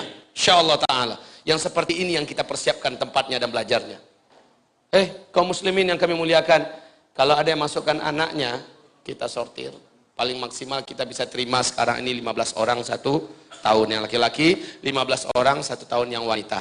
Untuk tahun ini kami sudah terima ada 9 orang laki-laki dan ada 9 orang wanita. Karena ketidakadaan fasilitas kita. Maka sekarang kita kejar, Pak. Kita kejar. Kayaknya tadi baru jalan sebelah sini. Anak kita baru sebelah sini jalannya. Ini belum jalan lagi. Betul tidak? Coba nanti Bapak Ibu jalankan lagi. Dan yang termaksimal di antara Bapak Ibu, itulah yang terbaik yang akan Allah kembalikan untuknya. Kita kembali kepada pembahasan kita. Nah sekarang persiapan kita itu apa? Ketika kita tahu Malhamah Al-Kubra adalah peperangan puncak, peperangan terakhir, peperangan yang tidak ada lagi peperangan setelah itu. Ustadz, katanya setelah Malhamah Al-Kubra masih ada peperangan. Iya, tapi perang tanpa ada yang tertumpah darah. Perang tanpa ada yang meninggal dunia, tanpa ada yang syahid. Di mana? Konstantinopel, Turki. Turki nanti yang paling terakhir. Jadi setelah Malhamah Al-Kubra, peperangan nanti akan berlangsung di Turki. Namun peperangan ini, coba lihat, rakyat Turki sekarang sedang digiring cinta Islam apa bukan? Rakyat Islam, rakyat Turki sekarang sedang dipimpin untuk rindu dengan khilafah Islamiyah kembali apa tidak? Maka bisa jadi Erdogan ini dibunuh dan beliau mudah-mudahan syahid, amin. Amin dibunuh? Tidak, tidak. Mudah-mudahan beliau akhir hayatnya syahid. Antum mencintai Erdogan? Saya mencintai beliau. Antum mencintai Erdogan? Hanya orang beriman yang cinta dengan Erdogan dan hanya orang munafik yang benci dengan Erdogan. Hanya orang beriman yang cinta dengan Zakir Naik dan hanya orang munafik yang benci dengan Zakir Naik. Hanya orang beriman yang cinta dengan Salman, Raja Salman, dan hanya orang munafik yang benci dengan Raja Salman. Hanya orang beriman yang sayang dan cinta kepada Habib Rizik Syihab dan hanya orang munafik yang benci dengan Habib Rizik Syihab. Hanya orang beriman yang sayang dan cinta dengan Presiden Persatuan Ulama seluruh dunia yang ada di Qatar, Profesor Dr. Yusuf Al-Qaradawi, dan hanya orang munafik yang benci dengan beliau. Kalau ada di antara mereka ini termasuk Erdogan dibunuh, wallahu a'lam. Semoga saja beliau syahid. Tapi kaum muslimin yang kami cintai, rakyatnya sekarang sudah mulai diajar benci dengan sekuler. Rakyat sudah bisa menghirup udara kemerdekaan dan kemuliaan dengan Islam. Turki sekarang sudah menjadi kiblat, bentuk daripada, model daripada kemajuan dan ketinggian, keharuman, kekayaan, kemewahan berkat Islam. Dan Erdogan selalu mengumumkan demikian, ini berkat kami kembali kepada Islam. Jadi rakyatnya satu persatu, sedikit demi sedikit sudah mulai kembali digiring. Padahal sekian generasi dimurtadkan oleh sistem sekuler, Pak. Setiap sekian generasi sekarang sudah mulai kembalikan cinta kepada Islam. Jilbab, bahasa Arab, semua pelajaran kampus-kampus Universitas Islam sudah mulai bermunculan di Turki. Insya Allah anak-anak kami sahab dengan izin Allah dites, sudah lulus kemarin untuk berangkat ke Turki. Insya Allah anak ya, kapan bulannya mohon doakan. Anak-anak kami memang semua mana-mana yang tamat nanti kita kirimkan ke tempat yang berkualitas. Insya Allah ta'ala. Baik, hamba-hamba Allah yang kami cintai, yang kami muliakan. Lalu Konstantinopel ditaklukkan, tapi kata Rasulullah tidak dengan perang. Umat Islam kesal datang, para mujahidin yang lulus peperangan besar yang ada di Malhamah Al-Kubra, mereka datang ke Konstantinopel, ke Turki dengan membaca Allahu Akbar, la ilaha illallah, Allahu Akbar. Hanya dengan itu ternyata rakyat Turki menyambut, militer dan tentara Turki menyambut tanpa perang. Mereka menyerahkan segala-galanya.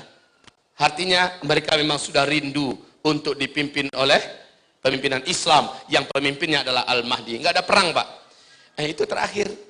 Berarti peperangan yang sebenarnya yang merenggut nyawa yang sangat banyak, banyaknya para syuhada, dan mereka syuhada terbaik di muka bumi, terakhir hanyalah di Malhamah Al-Kubra.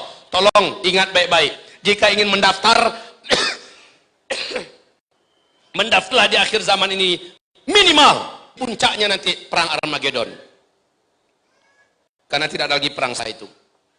Dan siapa yang syahid dalam perang itu, kata Rasul, umat beliau terbagi menjadi 3. Salah 3 murtad, lari, yang tadi nggak mau ikut perang. Seperti lainnya syuhada, dan mereka syuhada terbaik di muka bumi di akhir zaman. Dan sepertiganya manusia-manusia beriman yang sangat kuatnya, yang tidak akan bisa dimurtadkan dan tidak akan pernah berubah, tidak akan pernah ada yang mampu membuat mereka tersesat selama-lamanya. Dan mereka sepertiga yang tersisa itu hidup bersama Imam Mahdi. Barulah nanti mereka akan berhadapan dengan Dajjal. Tapi dengan Dajjal tidak ada peperangan fisik. Tidak akan terjadi peperangan fisik. Karena tempat terakhir yang disatroni, yang akan dikunjungi oleh Dajjal adalah Syam, Syria. Imam Mahdi dikepung oleh Dajjal nanti di Syria. Orang-orang beriman terkepung dalam sebuah masjid, kata Rasul. Yang di masjid itu ada menara putihnya. Dan di menara putih itulah di waktu subuh Nabi Isa Allah turunkan. Dan subhanallah, masjid itu sekarang sudah ada. Al-Hafiz Ibnu Katsir menyebutkan Masjid Jami' Amawi yang ada di Damaskus pada hari ini, itulah masjid putih di mana Imam Mahdi dan orang-orang beriman dari mujahidin-mujahidin terbaik dikepung oleh Dajjal dan bala tentaranya dari luar. Mereka berencana besok akan membunuh, hari ini dikepung. Pada waktu malam Imam Mahdi orang beriman bersiap-siap menyerahkan diri kepada Allah. Tetapi pada waktu subuhnya Nabi Isa Allah turunkan, dan yang sanggup menghancurkan Dajjal cuma Nabi Isa. Selesai zikir pagi, selesai matahari terbit, salat sunat syuruk, maka Nabi Isa bergerak menuju gerbang. Sementara Dajjal dari luar sudah bergerak ke gerbang pula, ingin menghancurkan gerbang dan menghabisi Imam Mahdi dan orang beriman di dalam. Dajjal nggak nyadar kalau ternyata Nabi Isa juga sudah hadir.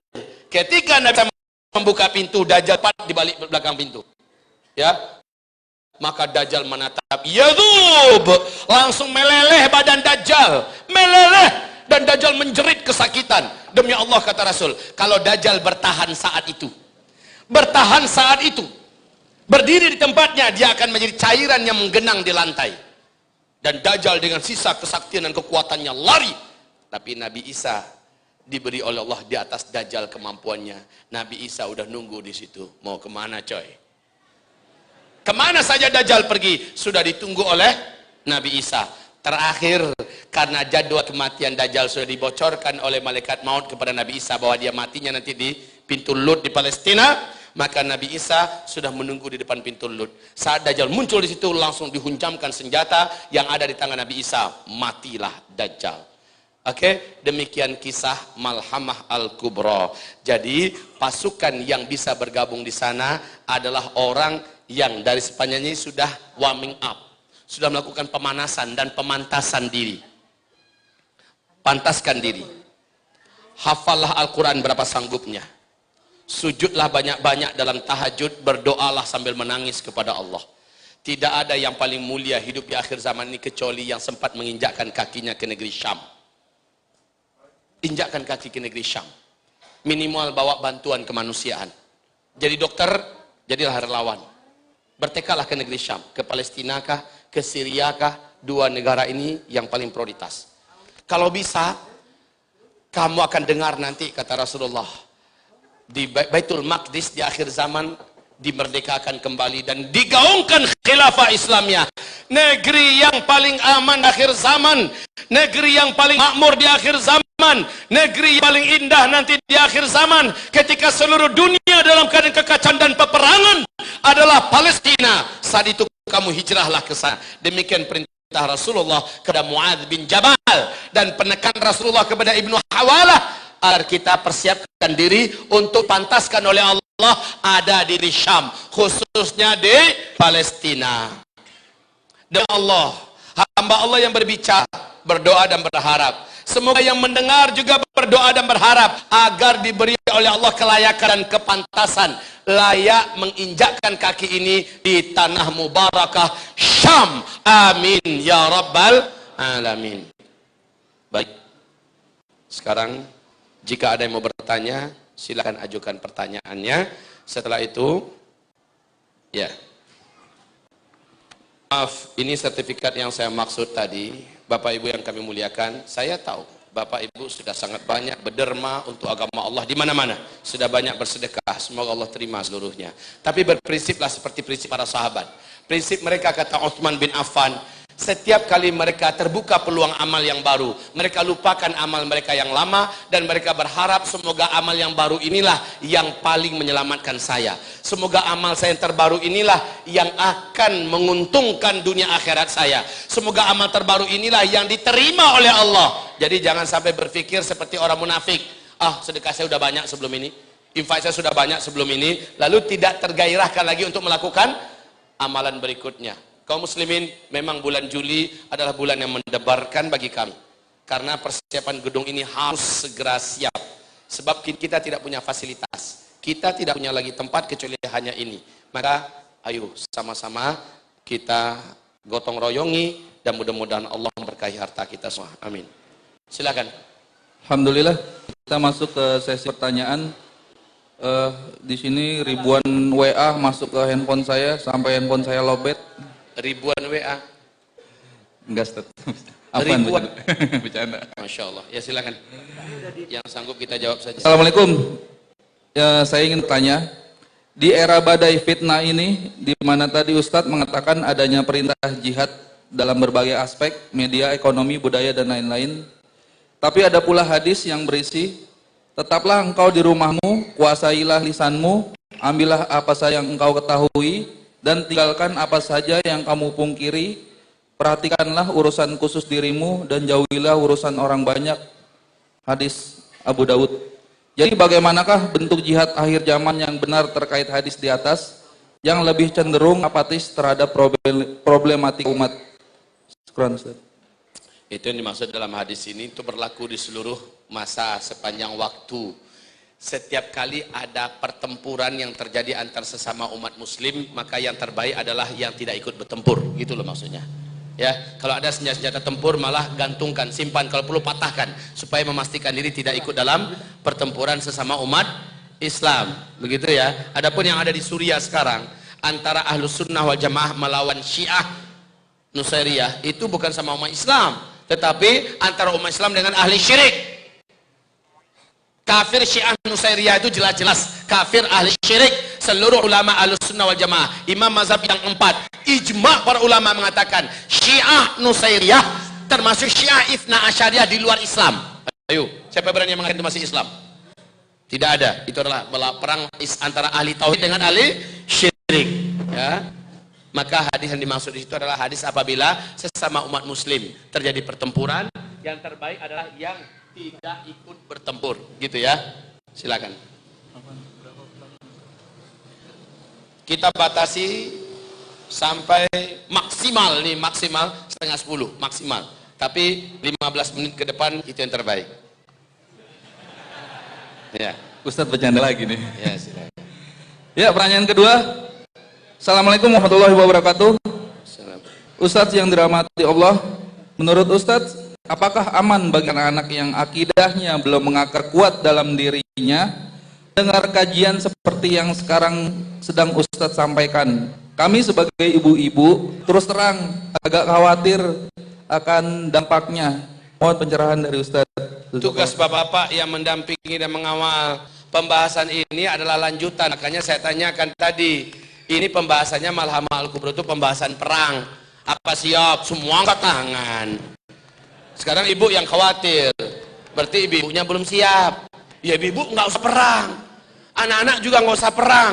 Dan ini fase keempat. Anak-anak kita juga harus tahu fase ini perang akan terjadi. Kita mau atau nggak mau, kita siap atau nggak siap, dia pasti terjadi. Yang terbaik adalah malah ibu-ibu. Jadilah kayak ibu-ibu sahabat. Ibu-ibu sahabat dari kecil anak-anaknya dibakar untuk semangat. Menjadi Khalid bin Walid, menjadi Sa'ad bin Abi Waqqas, menjadi Umar bin Khattab, menjadi Ali bin Abi Thalib. Sehingga para ibu-ibu yang berperan agar anak-anaknya bukannya anak-anak yang cemen, bukan anak-anak yang banci, anak-anak yang takut dengan huru hara, yang itu adalah zamannya zaman kita. Bu, saya masih normal loh bu. Saya pun termasuk orang yang benci dengan perang. Setuju nak? Yang suka dan senang sama perang tolong angkat tangan. Nggak ada kan? Bu, suami-suami ibu saja di bawah sepakat dengan saya bahwa perang paling kita benci semua. Tapi membacakan dan menyampaikan ilmu, fakta yang akan kita hadapi ke depan nggak boleh disembunyikan di mana gunanya adalah agar setiap pribadi, setiap individu minimal mempersiapkan nyali dan mental. Syukur-syukur juga mempersiapkan kepantasan fisik dan keahlian serta ketangkasan. Begitu. Nah, kamu sudah dengar ceramah tadi? Sudah, Ma? Sudah, Umi? Gimana, Nak? Iya, Ma. Aku ingin setelah menjadi ulama, setelah menjadi ahli tafsir, ahli hadis, ingin menjadi seorang yang ahli juga dalam pertempuran bersama Imam Mahdi nanti, bla bla bla bla. Luar biasa kan?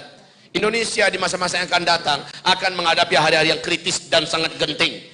Kalau anak-anak kita tidak terlatih dengan jiwa, tidak terlatih dengan mental, tidak terlatih dengan persiapan hati yang kuat, maka anak-anak kita akan disembelih seperti anak-anak yang ada di Rohingya, seperti yang ada di Yaman, seperti yang ada di Suriah. Apa kita mau begitu? Yang terbaik adalah walaupun hanya bisa melepaskan 1-2 busur anak panah, 1-2 musuh Allah, musuh negara bisa tumbang hendaknya oleh anak-anak kita. Syahid mereka syahidlah, tapi nyawa mereka berharga dengan sekian nyawa orang kafir pula. Amin. Ini fase keempat. Fase keempat ini fase perang. Yang ditanamkan pertama kali, oh ibu, kami mendidik anak-anak kami di Madrasah Mulazamah. Pendidikan utama yang kami tanamkan pada mereka adalah pendidikan akidah dan adab. Akidah dan adab, akidah dan adab. Lalu ibadahnya kita kawal, kita bimbing. Kita asuh mereka dengan kasih sayang, dengan cinta, dengan kelembutan. Jadi kami tidak mengajak kepada mereka, ayo nak perang. Kami tidak mengajarkan itu. Tetapi itu akan tumbuh sebagai bunga yang indah. Insya Allah Ta'ala. Ya, silakan. Satu lagi Ustaz. Ya. Assalamualaikum warahmatullahi wabarakatuh. Waalaikumsalam warahmatullahi.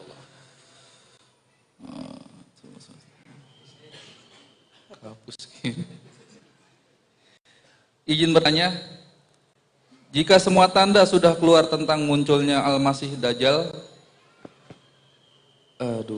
apa nih Tat? Kehapus ini Tat.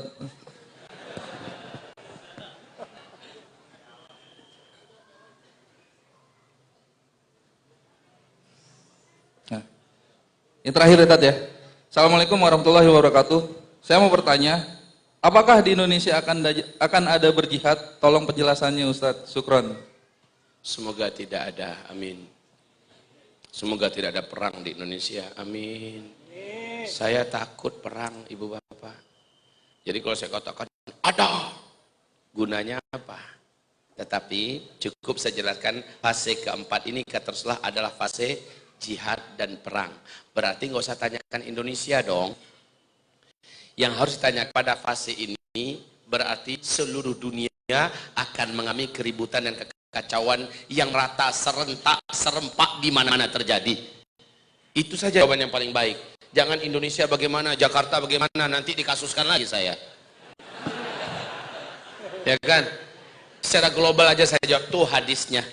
Fa'alaikum bil jihad. Pada fase keempat ini kamu wajib berjihad, kamu wajib berperang. Tapi yang standar untuk suasana kita sekarang perang teknologi, sekarang perang IT, sekarang perang pemikiran, sekarang perang jihad politik, sekarang perang ekonomi, bla bla bla bla seterusnya. Gitu dulu Pak. Tapi ketika sudah tuntutannya menuju kepada darah yang tertumpah, maka inilah tanah airku Indonesia, tumpah darahku. Disinilah aku akan meneteskan darahku demi tegaknya agama Allah dan demi terjaganya tanah air Indonesia. Aku pantang mundur, beribu musuh pun akan kuhadang walau dengan diriku sendiri. Begitu Pak. Jadi kalau belum masanya, perang kita adalah perang yang sesuai dengan kondisi. Ya, namun nggak ada masalah kalau seandainya kita paparkan inilah dia fase keempat, gitu loh. Ya. Syukran. Mungkin Ustadz terakhir bisa memberikan apa yang diperlukan sebagai umat Islam, bekal apa yang harus kita siapkan. Ya. Yang pertama, saya minta kepada semua pemuda, seluruh pemuda yang ada di sini, tolong cintailah saudara-saudara seperjuangan kita yang ada. Walaupun dia dari NU, walaupun dari Muhammadiyah, walaupun dia dari Persis, walaupun dia dari HTI, walaupun dia dari FPI, walaupun dia dari mana saja, selama dia masih ahlus sunnah wal jamaah, bukan syiah. selama dia masih ahlus sunnah wal jamaah, apapun kelompoknya, mau jamaah tabligh, mau MMI atau apa saja, cintailah mereka. Dan abaikan, ini permintaan yang kedua, abaikan semua seruan-seruan yang mengajak kepada kelompok kamilah yang paling baik dan paling benar. Yang lain sesat dalam neraka. Abaikan itu. Nggak usah dilawan. Kalau mereka ngajak kita debat, tinggalkan saja. Kalau sudah mengajak kamilah yang paling baik, kami yang paling benar, yang lain-lainnya kilabun nar, anjing-anjing neraka, tinggalkanlah itu. Cuekkan saja. Jangankan orang-orang level bapak, ulama-ulama saja berani mereka sesat-sesatkan semua. Jangankan ulama-ulama yang ada, Imam Syafi'i saja berani mereka sesat-sesatkan. Faham yang siapa yang saya maksud? Faham siapa yang saya maksud? Maka abaikan saja mereka. Yang merasa paling benar sendiri itu abaikan saja mereka. Nanti di akhirat kita lihat. Yang paling mulia adalah yang paling baik akhlaknya. Yang paling beriman adalah yang paling beradab sesama saudaranya. Tapi ini enggak, sebelum ngaji masih ramah, masih bagus. Malah setelah ngaji jadi jahat, mukanya masam melihat orang. Disalami malah buang muka. Lalu berani mengatakan kita sesat dalam neraka, sesat dalam neraka. Itukah Rasulullah mengajarkan? Begitukah para sahabat mengajarkan? Nomor dua, abaikan yang ini. Jadi nggak usah sih pula meladeni, melayani kayak gini, ini abaikan saja. Tapi cintai siapapun ahlus sunnah wal jamaah yang lain selain mereka. Ya, yang ketiga, pelajari siapa-siapakah yang akan menjadi calon pengikut Dajjal di akhir zaman ini. Pelajari, ada 9 mereka kelompoknya. Ada 9 calon pengikut Dajjal. Pastikan bahwa kita bukan salah seorang di antara mereka. Itu dulu Pak. Ada 9 calon pengikut Dajjal. Ini tadi malam saya tabligh akbar di Masjid Al-Furqan di Pekanbaru. Pas jam segini, saya menguraikan 9 calon pengikut Dajjal. 1, 2, 3 dan seterusnya. Dan pastikan kita bukan salah seorang di antara mereka. Yang terbesarnya adalah munafiqin wal munafiqat. Ini yang terbesarnya. Munafik laki-laki dan munafik wanita. Maka harus dipelajari pula seluk-beluk munafik itu bagaimana menurut Al-Quran, menurut hadis, bagaimana para ulama-ulama ahlus sunnah wal jamaah kita, dan bla bla bla. Pastikan kita bukan salah seorang di antara mereka. Begitu. Ya, itu nasihat saya yang ketiga. Nasihat saya yang keempat. Nasihat saya yang keempat. Rapatlah terus dengan majelis-majelis ilmu yang lurus. Dan teruslah bersama dengan ikatan-ikatan remaja muslim, remaja masjid di mana-mana. Ikutlah terus bersama dalam kegiatan-kegiatan bela agama, bela Islam di bawah komando para ulama. Ini yang keempat. Yang kelima, tolong para pemuda. Tolong para pemuda. Ulama-ulama dekat-dekat antum dikawal, dijaga baik-baik. Jangan sampai mereka hilang baru nyesel. Jangan sampai mereka meninggal syahid baru menyesal. Ulama-ulamanya yang pejuang loh ya. Ulama-ulama yang istiqomah, ulama-ulama yang lurus, tolong dikawal. Para pemuda ikatan remaja masjid di mana-mana saja, ayo. Kompak. Bagi waktu yang rapi, yang teratur, bagaimana bisa ronda. Subuh-subuh mereka didampingi ke masjid. Pastikan pihak yang mengundang dan yang datang menjemput benar-benar orang yang betul-betul dari DKM masjid yang mengundang. Ini tolong para pemuda. Ini melalui streaming, berarti seluruh Indonesia. Saya pesankan ini, jangan sampai dipanggil, diundang atas nama DKM yang mengundang, tahu-tahu diculik. Karena yang mengundang ternyata yang datang bukan pihak yang mengundang, tapi ngaku-ngaku. Nah, ini tidak boleh terjadi Pak. Ustadz Abdul Somad sekarang sudah mulai dapat ancaman untuk dilenyapkan nyawanya. Udah dengar ini berita? Dan ke depan itu bukan hanya Ustadz Abdul Somad, ustadz-ustadz yang lain juga jadi inceran. Yang incer siapa? Jelas ini munafikin yang benci dengan kebangkitan Islam. Nah, itu yang kelima. Yang keenam, wahai para pemuda, saran saya yang tadi, ilmu terus ditambah dan dibelasah dengan para ulama, tauhidnya dikuatkan, dan tolong latihan fisik, olahraga sunnah ini dihidupkan. Latihan fisik, olahraga sunnah dijaga. Karena ia bahagian daripada kewajiban di akhir zaman sekarang. Dia bahagian daripada pengamalan surat Al-Anfal ayat 60. Hebatlah Anda berenang. Upayakan 1 kilometer tembus tanpa berhenti. Upayakanlah Anda bisa menunggang kuda dan bisa melaju, menguasai kuda, melepaskan tangan dan bisa main polo di atas kuda. Upayakan Anda adalah atlet berkuda yang dapat dibanggakan. Karena pasukan Imam Mahdi ciri khasnya adalah pasukan berkuda. Usahakan Anda ground adalah pemanah-pemanah yang jitu, pemanah-pemanah yang tepat, maka jadilah Anda standar atlet pemanahnya. Standar atlet yang layak diperlombakan. Begitu. Nah, yang mudah-mudah. Lalu terakhir puncaknya adalah memanah di atas kuda dengan kelajuan dan kecepatan yang dahsyat. Kalau perlu kudanya lagi lari, kita sampai berdiri atas punggung kuda dan kita bisa melemparkan panah-panah kita. Jadilah atlet-atlet yang mendunia. Besok bulan Oktober, insya Allah akan ada kita utus 3 atlet dari Indonesia ke Korea. 3 atlet, salah satunya dari An-Nabawi insyaallah ta'ala. Ya, kita berharap atlet-atlet berikutnya adalah saudara-saudaraku. Amin. Dan saya walaupun usia sudah 45 tahun, masih pede untuk siap di kompetisi berikutnya kelas dunia. Enggak apa-apa. Kelas dunia Ustaz. Ustaz kan sudah tua. Imam Ahmad Ibnu Hanbal di atas usia 70 tahun masih lagi melatih ketangkasan olahraga sunnah itu. Murid-muridnya bertanya, engkau kan sudah tua wahai tuanku. Apa kata beliau? Kau buka surah Al-Anfal ayat 60. Adakah batas usia perintah Allah? A'iddu lahum mastata'tum min quwwah min ribatil khail, dan seterusnya. Itu berlaku untuk seluruh umur, kata Imam Ahmad Ibnu Hanbal, imamnya para ahli hadis. Jangan merasa tua. Anda kes, udah jumpa Uwo kan? Berapa usia Uwo? 100-an berapa? 106 tahun. Usia ayah kandung saya. Kemarin ada video masih memanah dia. Ceter, tepat semua. Apa kata beliau? Balian uya cie sapet. Uya ingin memanah serius. Karena apa? Buya ingin memanah itu karena pahalanya yang berat dahsyat, Pak. Saya bacakan hadis-hadis tentang hebatnya memanah pahalanya. Maka kata beliau, kok sagadang itu pahalanya ya 1 cie. Paham maksudnya nih? Kalau sebesar itu pahalanya memanah, maka Buya ikut, saya ikut katanya.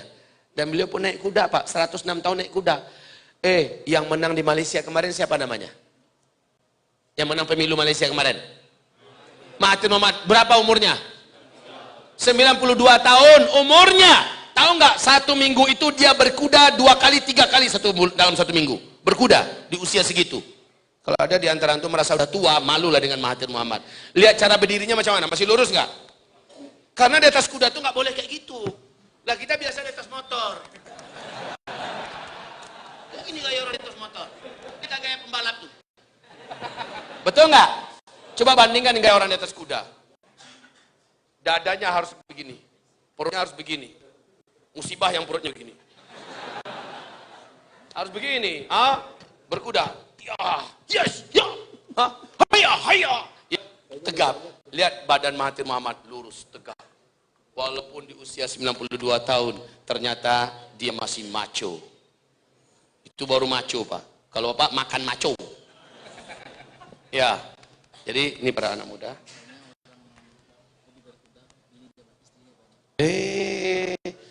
Ini namanya provokator. Beliau mengatakan, makanya orang yang hobi berkuda, bini banyak. Apa hubungannya? Jangan jadi provokator di akhir zaman ini. Ya.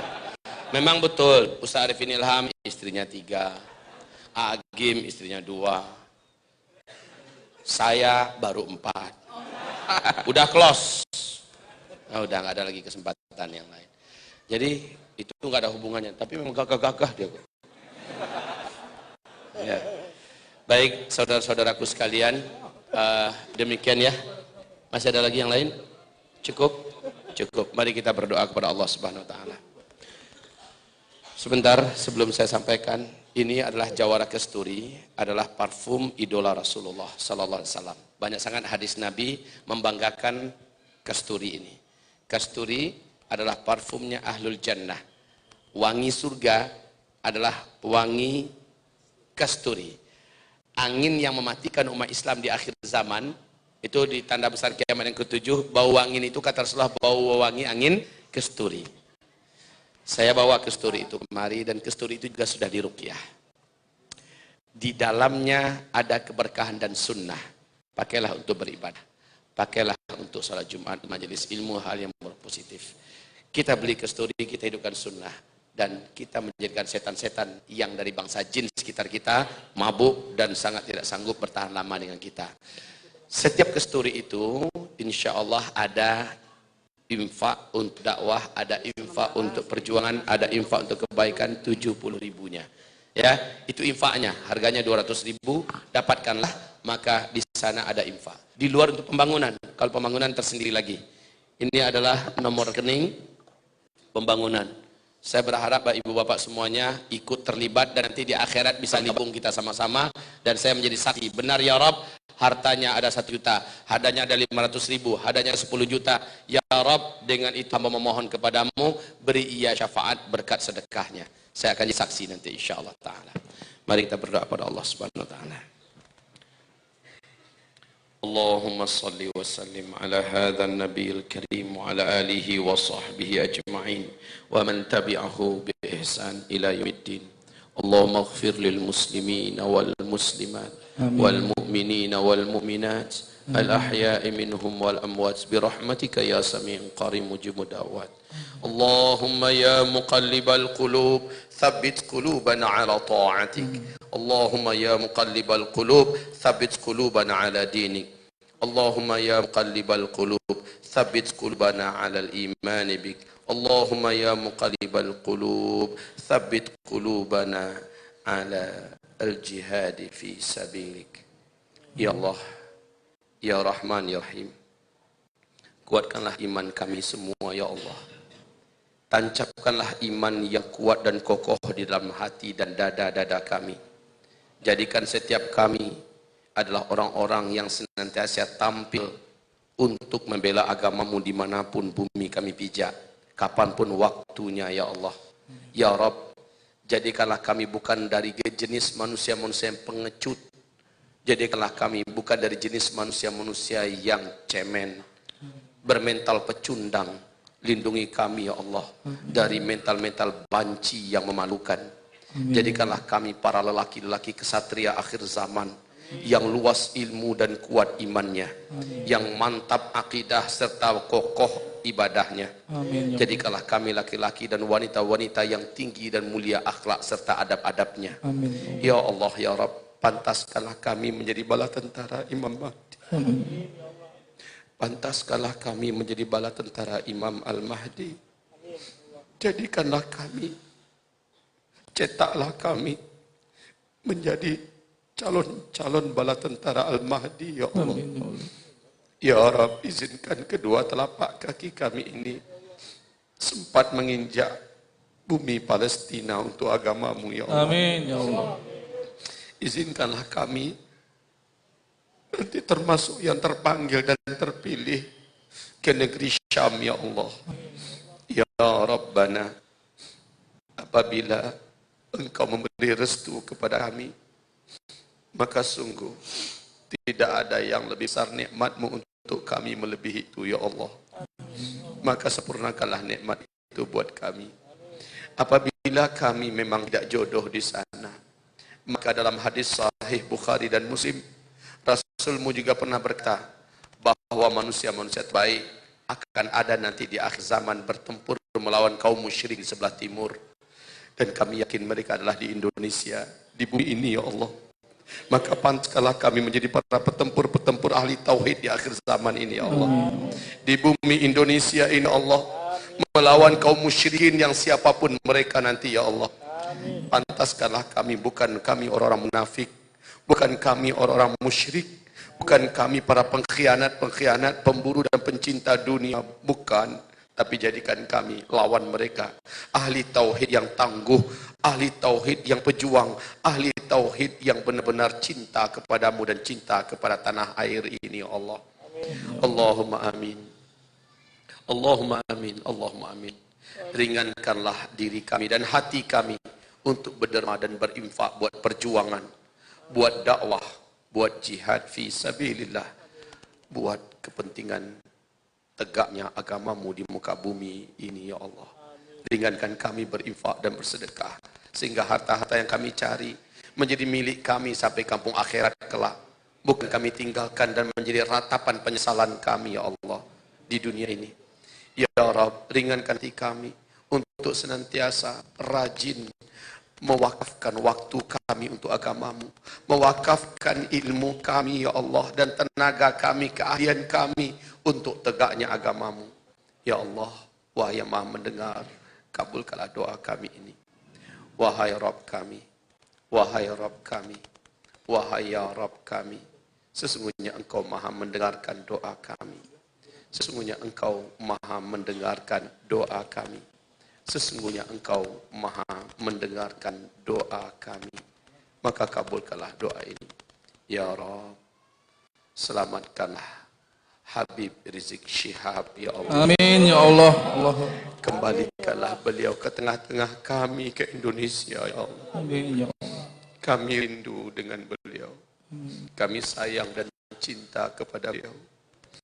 Ya Allah, lepaskanlah beliau dari segala jeratan-jeratan fitnah yang disematkan kepadanya, Allah. Amin. Lindungilah beliau dari segala niat-niat dan makar-makar jahat yang ingin menghabisi beliau, ya Allah. Amin, ya Allah. Begitu juga Ustadz kami, Ustadz Abdus Somad.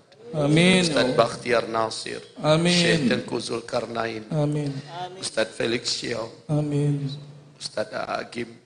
Amin. Arifin Ilham. Amin. Seluruh alim ulama, habib-habib kami, ya Allah, yang pejuang dan istiqomah dari kalangan ahlus sunnah wal jamaah. Amin. Jagalah kami semua dan persatuan kami umat Islam di Indonesia ini, ya Rabbana.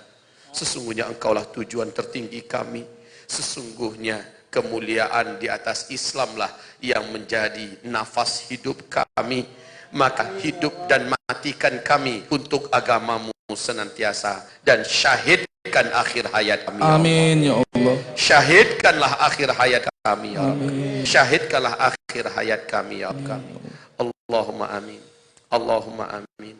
Allahumma amin. Wa sallallahu ala rasulika nabiyil karim wa ala alihi wa ashabihi ajma'in wa man tabi'ahu bi ihsanin ila yaumiddin. Rabbana atina fid dunya hasanah wa fil akhirati hasanah wa qina adzaban